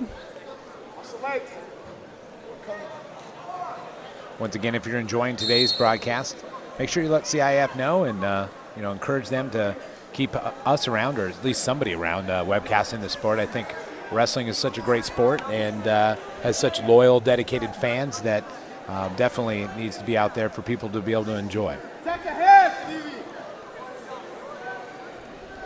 And save Olympic wrestling too. Minute 30 to go here in the third period. Stalemate as Cervantes could not free his leg. The last thing I would like to say too, just thanks to CIF for allowing us to be here, because it's a special opportunity for Matt and I and our students that are working hard here with Orange Nation TV. Yeah, and the CIF officials that are here today at Eastlake have been really accommodating and really nice about getting us information, getting us set up in our spot over here on the side of the mat.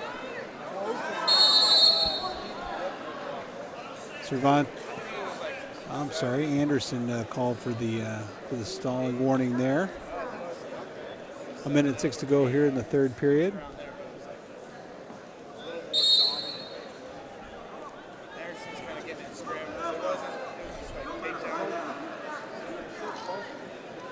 Thinking Anderson looks like a big legger. I think that's one of the things the Poway coach has advised Cervantes heading into the third period is watch the legs. And we can see Connor Anderson getting his legs in deep, looking to stretch his opponent. 35 seconds to go here at 170 pounds. Cervantes of Poway currently up 4-0 over Connor Anderson of Costa Canyon.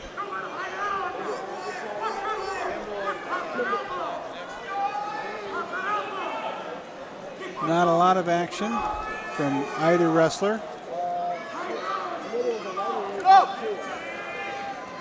Anderson looking for that cradle. And we'll get a stalemate or potentially dangerous. Not sure what they called there. A couple thanks to Tony Guerrero and Mark Dexter, both head officials here. This opportunity for us to be here and just making this possible for all these athletes and fans here at Eastlake High School, home of the Titans, wonderful facility. And as the third period comes to a close, Cervantes of Poway will win 4-0 over Connor Anderson of Costa Canyon. Those two gentlemen will be joined by Mitchell January of Cathedral Catholic. Stevie Cervantes finished 7th at state last year. He'll have an opportunity to improve upon that, and I have a sneaky suspicion he may do that. All right, coming up next here, we got at 182, we have Ian Baker from La Costa Canyon. He's a junior, 40-2. He comes in last year, was second in CIF, second in Masters. This year improved upon that. He got first in CIF. And also taking on Nick Kimball, a senior from San Marcos, third in CIF a year ago. Comes in here second in CIF this year from his division, 33-6. So it looks like we have a pretty good one ready to unfold right now here on the center mat. Yeah, and Ian Baker, obviously fairly well respected in the state, currently ranked number 6. He was the number 1 seed, and he's acted like it. 3 pins coming into the finals here. Kimball, the number 2 seed, had a pretty light day as well. 3 pins for him. Those 2 wrestlers will be joined in state by Tyler Hammond of Poway. Both La Costa Canyon and San Marcos has a couple athletes well represented here at Masters, sending a lot of guys off to state.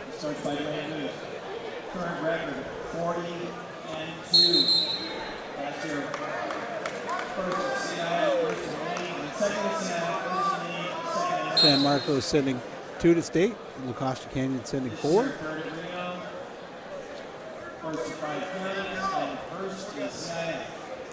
It's just, it's not the easiest thing to get multiple athletes to state, and especially in this format. And to be sending 2, to be sending 4, just a credit to these coaches and these programs. We think we had 24 wrestlers at each weight that had to qualify out of the division, CIF tournament just to get here. Yeah. And of those 24, only 3 are going on to state. Yeah, so, pretty impressive. Yep. Other states do it differently, and wrestling is a sport that's, when you get to state, it's all one big pile of athletes, and so it just means that much more. I think it's much more pure state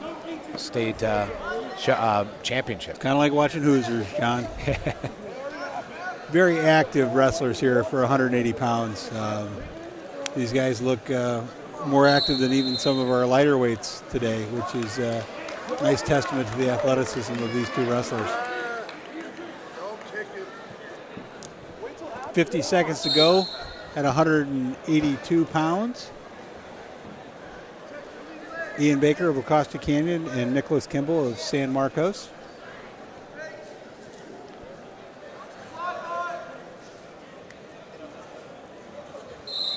Ooh. A little early on the whistle there, perhaps.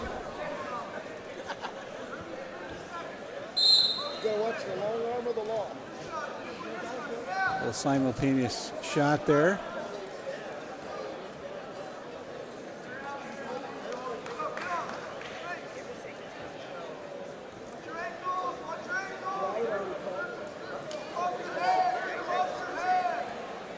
I think the San Marcos coaches are very adept watching their ankles. Ian Baker does have a nice ankle picked, and he will score a takedown here as the last 5 seconds of the first period scores the first 2 points of the bout to take a 2-0 lead heading into the second period.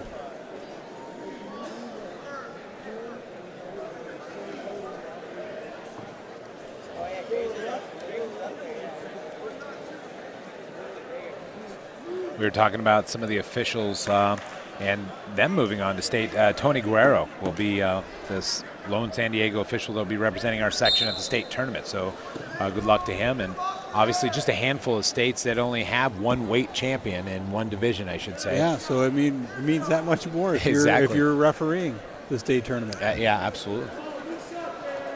Obviously well respected by his peers in the CIF. I'm not sure how that's chosen.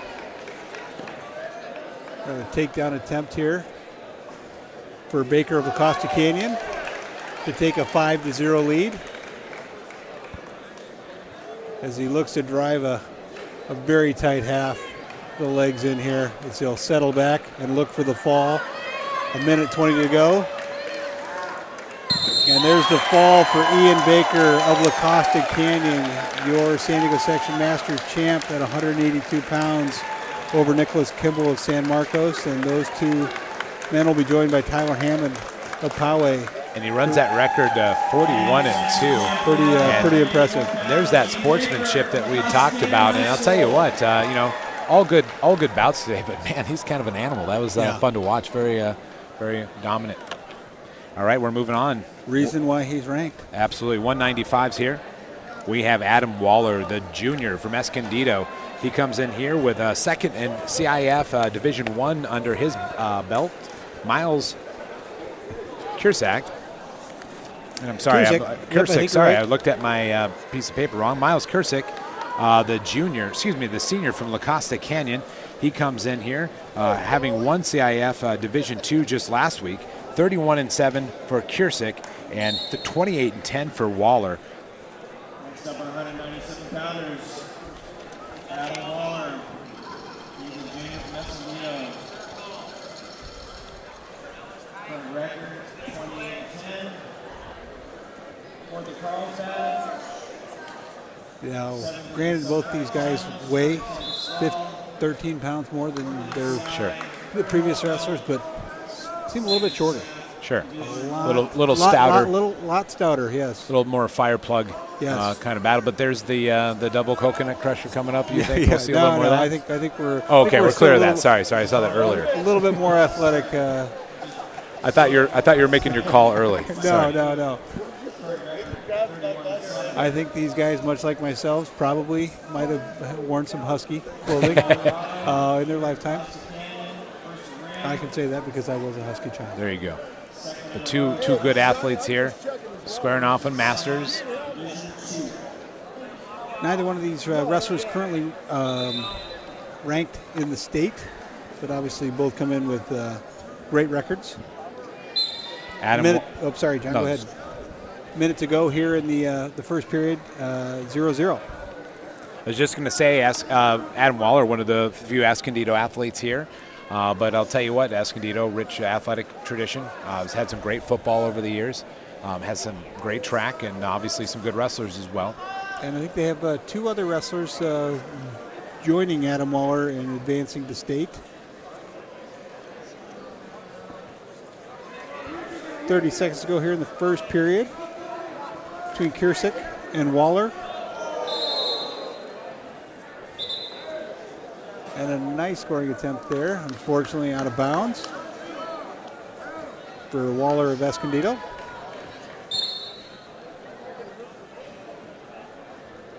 As we get down here towards the end of today's Masters tournament, we just want to encourage you to save this link, send it to friends and family. It'll be on demand, available shortly after the conclusion of today's tournament. We thank you so much for watching Orange Nation TV.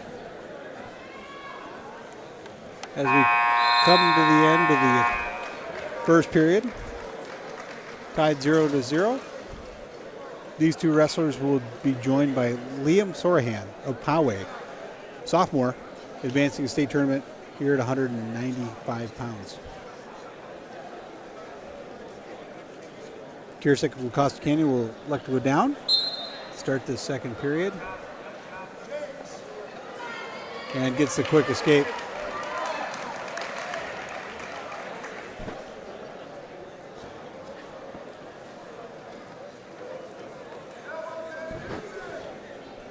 Kiersik is senior, Waller just a junior.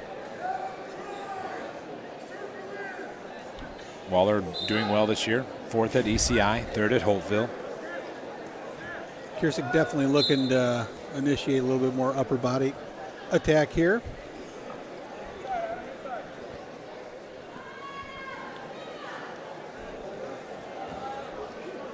Neither one of these wrestlers really looking to go on the lower leg attack.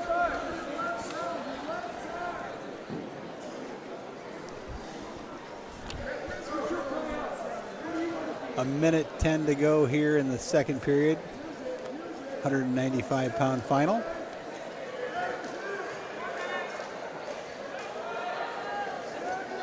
And again, Kiersik looking to go upper body.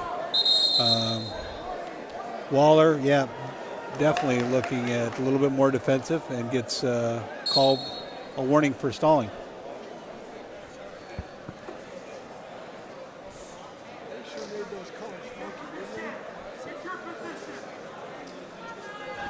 Another one of these nicer singlets.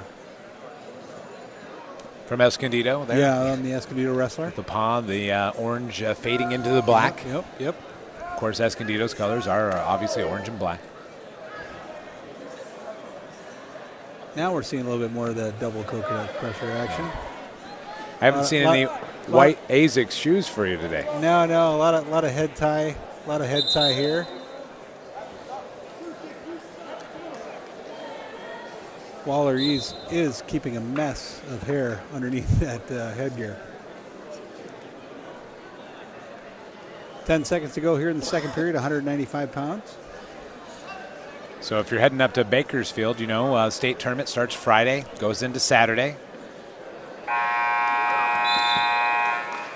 As we start the third period, Miles Kiersik leads 1-0 over Adam Waller of Escondido. And now you can see on camera. That's I wasn't lying. Waller does have a fair amount of hair. If you're heading up to Bakersfield, make sure check out some of the Buck Owens tributes up there. As my last name is Owens, no relation. I'd like to say there was, but it's one of my favorite parts of Bakersfield. But obviously a great place for wrestling. They love their wrestling in Bakersfield. Here in the third period. I've heard a lot of good things about the streets of Bakersfield.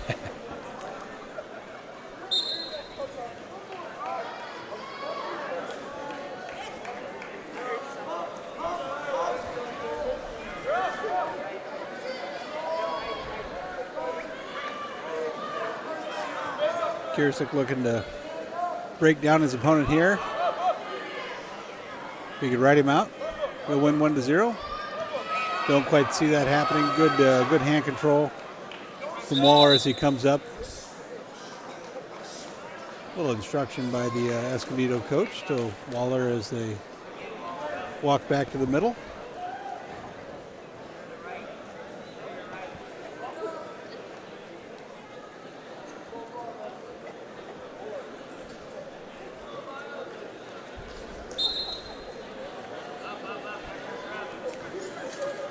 Maybe a little bit less action here at 195 pounds, but I do expect some pretty good action at the last two weights of the evening. Yeah, some deeply anticipated bouts coming your way. Obviously, also, if you're a Division II fan of Division II San Diego section wrestling, you can also watch last week's Division II finals on our links there. Just follow them to our from OrangeNationTV.com, or you can search Valhalla through PlayOnSports.com. Kiersik of Lacosta Canyon gets warned for stalling, so both wrestlers now have a stalling call against them. With just a little under a minute to go here in the third period. See if one wrestler takes a little bit more of the aggressive attitude and maybe gets that stalling call on his opponent.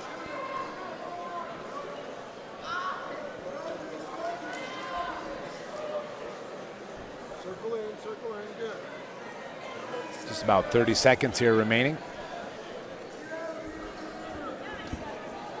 There's a darn good chance we're going to see some overtime here, John.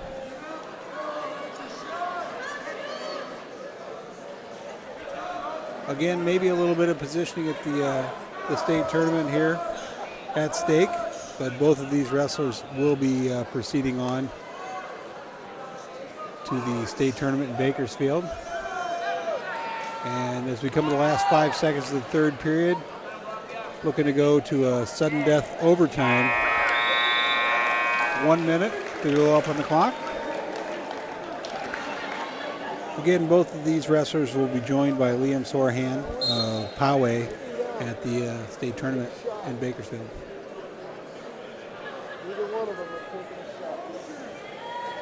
And I hear a little commentary by a gentleman behind us, and he's correct. Neither one of these wrestlers have taken a legitimate shot, lower leg attack. Kiersik has looked a little bit more upper body. Tries to do a little bit of slide by there, but 39 seconds to go here in the first overtime period.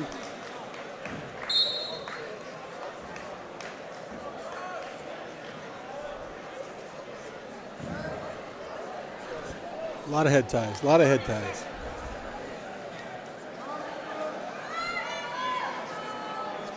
Surprised Kiersik didn't try to push that action a little bit more. Not sure if a ref would have called Waller for stalling here in the overtime, but doesn't hurt to look a little bit more aggressive.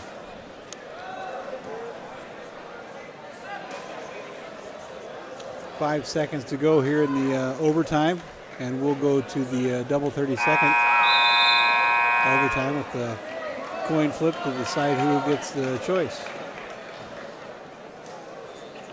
Both athletes look like they've been wrestling for a little bit today. Yeah, they're a little tired, and yeah, if you look at Kiersik's line for the day, he had a 5-2 decision for his first match, a pin in the semis, or excuse me, a pin in the quarters, and then actually went overtime in the semis to advance here. Waller had a pin to start the day, and then 2 decisions, neither one of them major. So. Yeah, both of these guys have, and there's an escape. 20.4 seconds to go in this first double overtime period. So neither one of these wrestlers have had necessarily dominating days as we've seen out of some of the other wrestlers here in the finals. But regardless, they have earned themselves a ticket to the state tournament.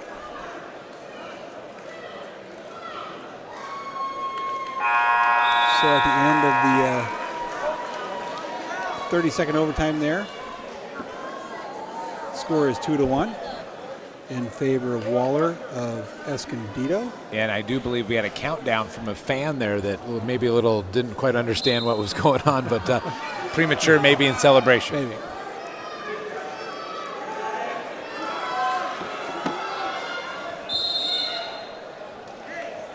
The La Costa Canyon coaches looking for possible stalling. Warning there. 20 seconds to go here. It's Coach Buell, or Booth, rather. Booth, and definitely looking, as he said, urgency. This is one of those occasions that you talked about earlier. You know, maybe not necessarily coaching for today, but coaching for Bakersfield. Yep. Waller's the junior. And as you can see, try to take in as much air as possible.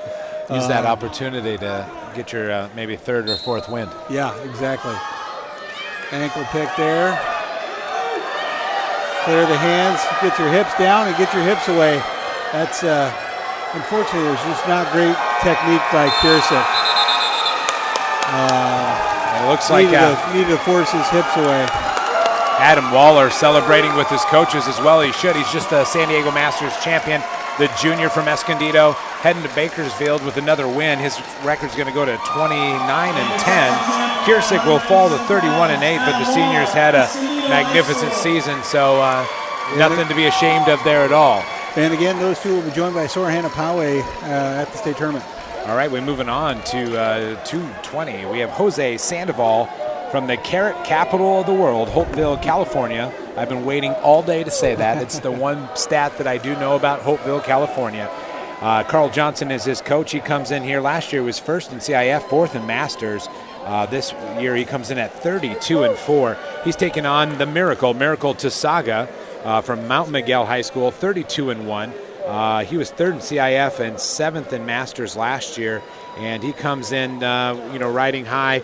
Obviously, first in Division IV. He has a brother named Josh that we called Boss during the Grossmont League Finals because, Josh is a boss. But here is Miracle's turn.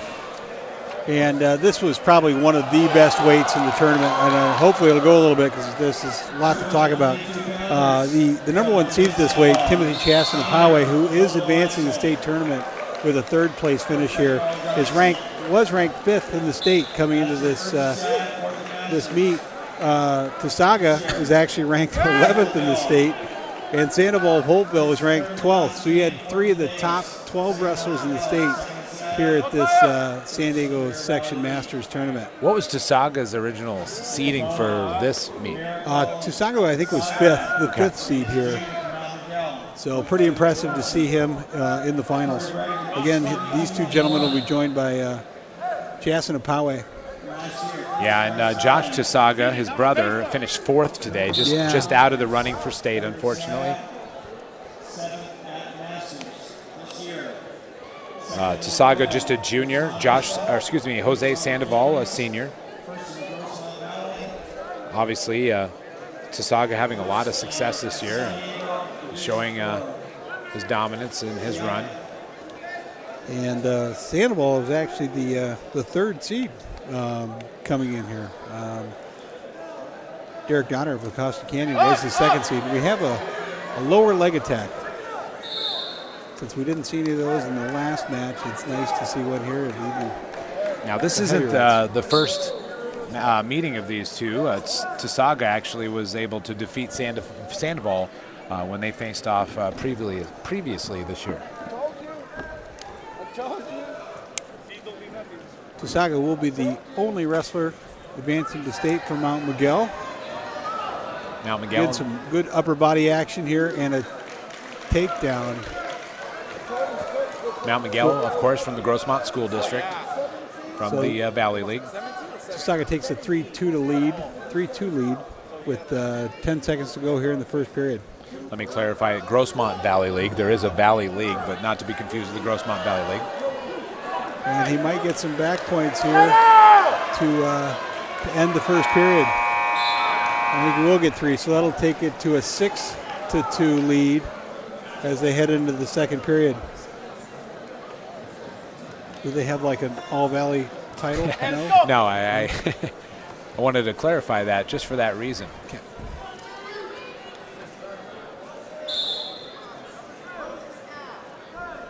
Neutral here to start the second period. 6-2 in favor of Tusaga of Mount Miguel. Both these wrestlers look pretty comfortable. Tusaga more so than Sandoval going upper body.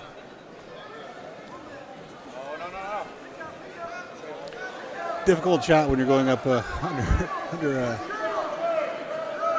wrestler with really good hips. A minute 20 to go here in the second period.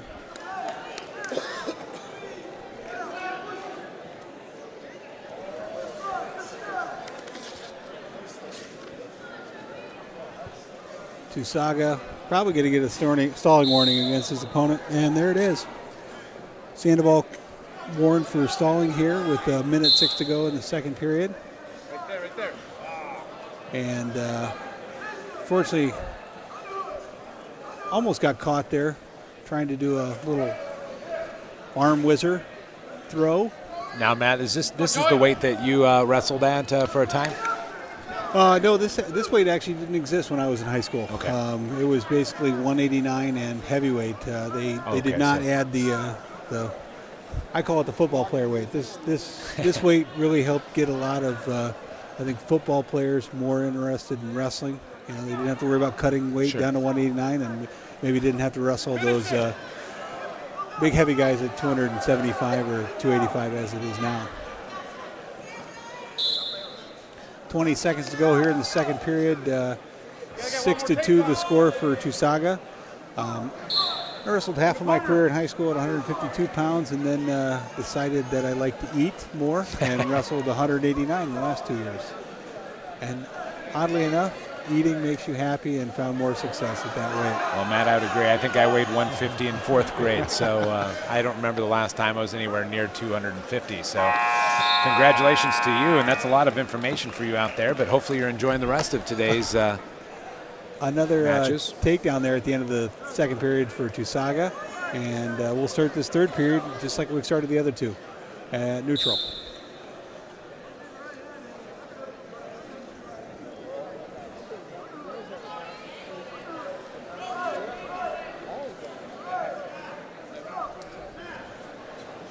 Really impressed with this crowd staying in here, watching this, cheering it on. Yeah, it's still just as thick. Maybe a few Poway fans have left. I think they're done for the day. Getting their hotel reservations. Yes, they are. It's trying to get ahead of everybody to get to. Although, is it Rabobank? Yeah, there? Rabobank. Yep. Arena. Or? Although I have a suspicion Poway probably books a bank of rooms. Yeah, I would say they might occupy a probably hotel somewhere around probably September. They put that in. It's a lot of fans. Yep. Parents, wrestlers. Easily occupy a fairly large wing. The throw attempt there for Tusaga. But, from that extreme to this extreme, Mount Miguel, Holtville both having athletes going on to state, so congratulations to those programs as well. Got to start somewhere. And obviously Mount Miguel has been there before and a little bit leaner times right now, but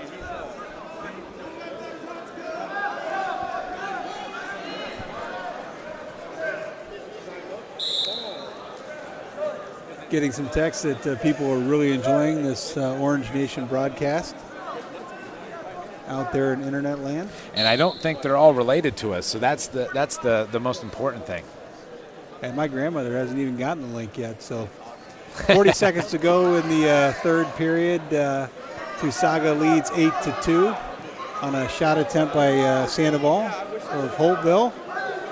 These two wrestlers, again, will be joined by Timothy Chasson of Poway at the state tournament. Once again, we want to give some credit to. We got two Valhalla students working hard here. Tyler Roy on the camera. And Ode Youssef, as always, the wily veteran as the producer tonight, wearing his headband because it's all business for Ode. It's all about game face. Game face. I had my game face on last week, I was told. So, 10 seconds to go here in the third period. Miracle Tusaga looked like he's going to win the 220-pound San Diego Section Masters title, and does over Jose Sandoval of Holtville. So congratulations. 8-3. Sorry. Congratulations to the junior Miracle Tusaga and Coach Vic Richmond. Coach Richmond's been around wrestling for a while. Coach Richmond. Congratulations to him, and congratulations to Jose Sandoval also, heading on up to state. So we're to our finale here. We have Chance Escom, the junior from Carlsbad. He comes in here winning quite a bit. I don't have an overall record here, but obviously he's done quite well coming here, making it to Masters, the championship of Masters. And he'll be taking on James Cannon, the senior from Escondido. And James Cannon last year was second in Division I and second in Masters last year. So he comes in with also a 33-4 record. And obviously a match that we've been looking forward to all day.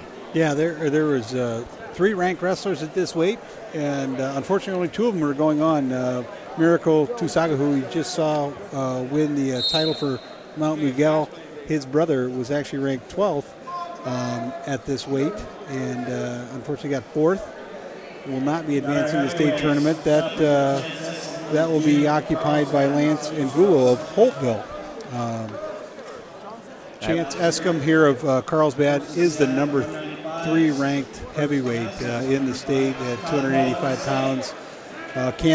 James Cannon, Escondido, no slouch.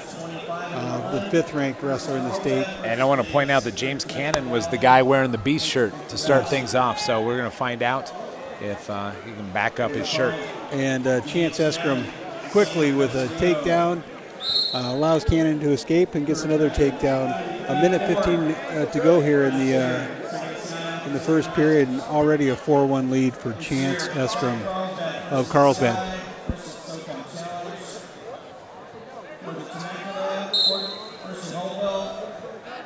A little bit different uniform for Chance Eskram. He's got a shirt underneath his singlet here. But of course, he's got that traditional big C for Carlsbad. Pretty identifiable singular letter here. If you live in San Diego, you see that purple C, you know what school it is. And a nice half Nelson. 50 seconds to go here for James Cannon to fight off his back and stare at that big singular light in the middle of the mat.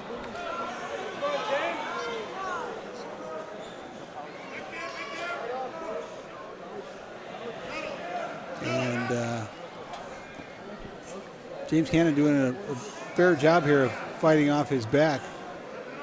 30 seconds to go here in the first period. And he does get to his belly. Does give up 3 back points, but when you're staring up at that light, you'll give up as many back points as necessary if you roll back your belly. Eskram. And a nice reversal there for Cannon as he puts Eskram on his back.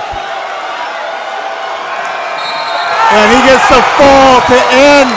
What a great way to end the San Diego Section Masters Championships here. And that's got to be one of the bigger upsets, obviously the biggest upset of the day. I mean, these guys are both ranked in the state and obviously very well respected. But that was time expiring for James Cannon to get the fall there. And I want to say something. James Cannon wore a shirt that said the Beast. And yes. I think he proved that moniker quite well there. I'd be really surprised if they took away this fall from James Cannon. Tell you what, a lot of... Oh, I think he probably lost a team point for taking off his headgear there. Oh my gosh. This is hard to believe. They are not going to award him the fall. Well, that's really unfortunate. Obviously, rules are rules, but obviously you work so hard to pull that off, and that's a pretty tough decision, I suppose, from an official standpoint. Well, there was a lot of yelling and screaming going on there, but you Orange Nation viewers can go back and see that. Decide for yourself. I just got a text with one word that says "wow," and I would say I'd have to agree with that. Now, from I don't know what your experiences are with this, but when you have to go back to the mat, off of something so emotional, we're going to see if Mr. Cannon can repeat something that he had been working pretty hard for. You probably had just had a lot of adrenaline just drop out of there as you're so excited to win. I mean, I'm looking at James Cannon. What you thought was a win. I feel terrible for the young man. Obviously, looking at him, he's obviously upset, but heck of an effort to this point, and we'll see what happens from here on. I'm not sure if the score is correct or not. They're showing it as 11-6 for Chance Eskram of Carlsbad, and wow, even us, that was quite a. And Coach, I had us already in the parking lot, wrapping this thing up, but.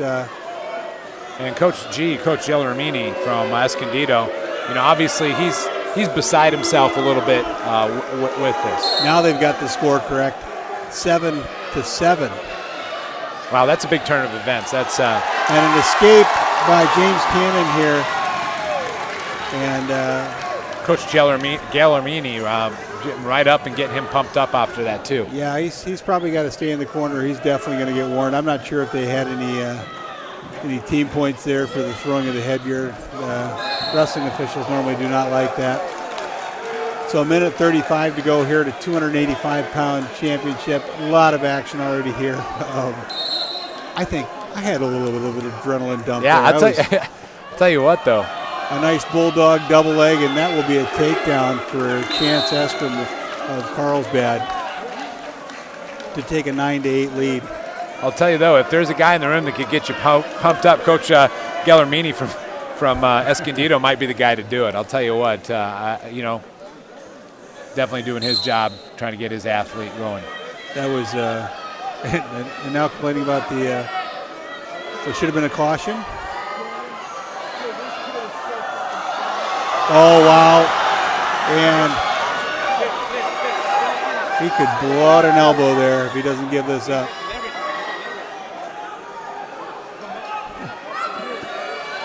I got to look out for the pancake, and unfortunately did not keep moving on that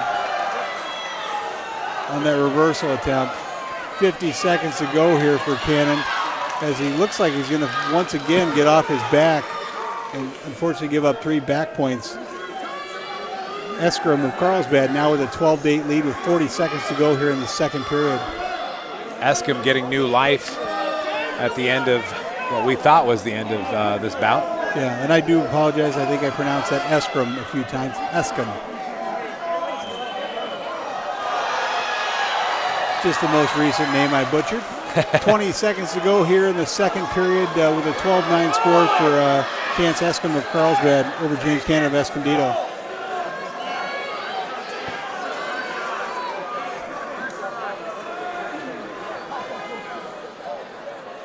Five seconds as we have a lot of head tie action here.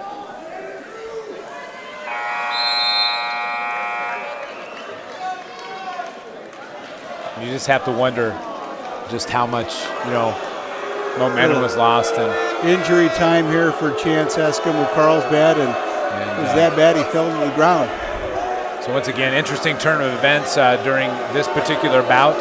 And, it's hard to tell. There's some boo birds up in the crowd. Obviously a lot of emotions running high here because of the way this bout has gone. Yeah. But probably some of the best action of the evening at any weight that we've seen here. So I'd have to think that a lot of people will be fast forwarding to this part of the play of this on demand on OrangeNationTV.com. I will be one of those, John. I do definitely want to see. Now they are working on was that a shoulder? I couldn't quite see. Yeah, across it looked the like map. he was grabbing his right shoulder there.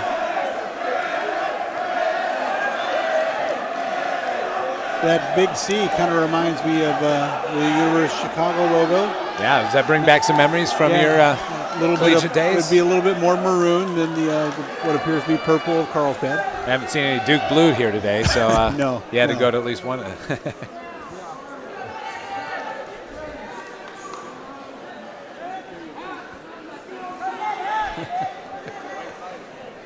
At the start of the third period here, Cannon on top, but down in the match, 12-9, as Chance Eskram of Carlsbad will score an escape or a reversal as they go out of bounds. Fortunately, reaching for that shoulder again, so he'll be up 14-9.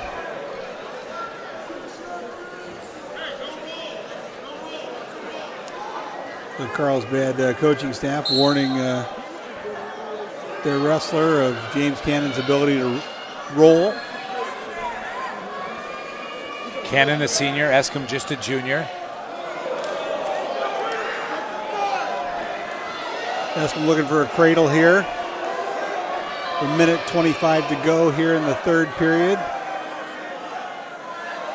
Got to do something with this, even in locking up a cradle. The official could give you a stalemate here.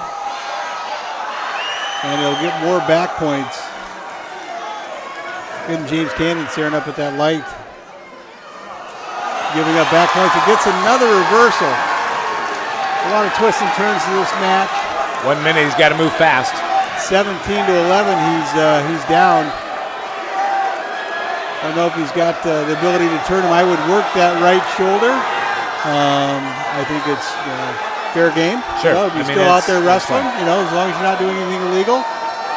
He's obviously got a little bit of a weaker point there. 35 seconds to go here in the third period. And Eskram will actually get a reversal as James Cannon of Escondido got a little bit high. Score now 19-11. Cannon's pretty quick though for his size. That's Definitely pretty fluid. Not as rigid as a lot of heavyweights are.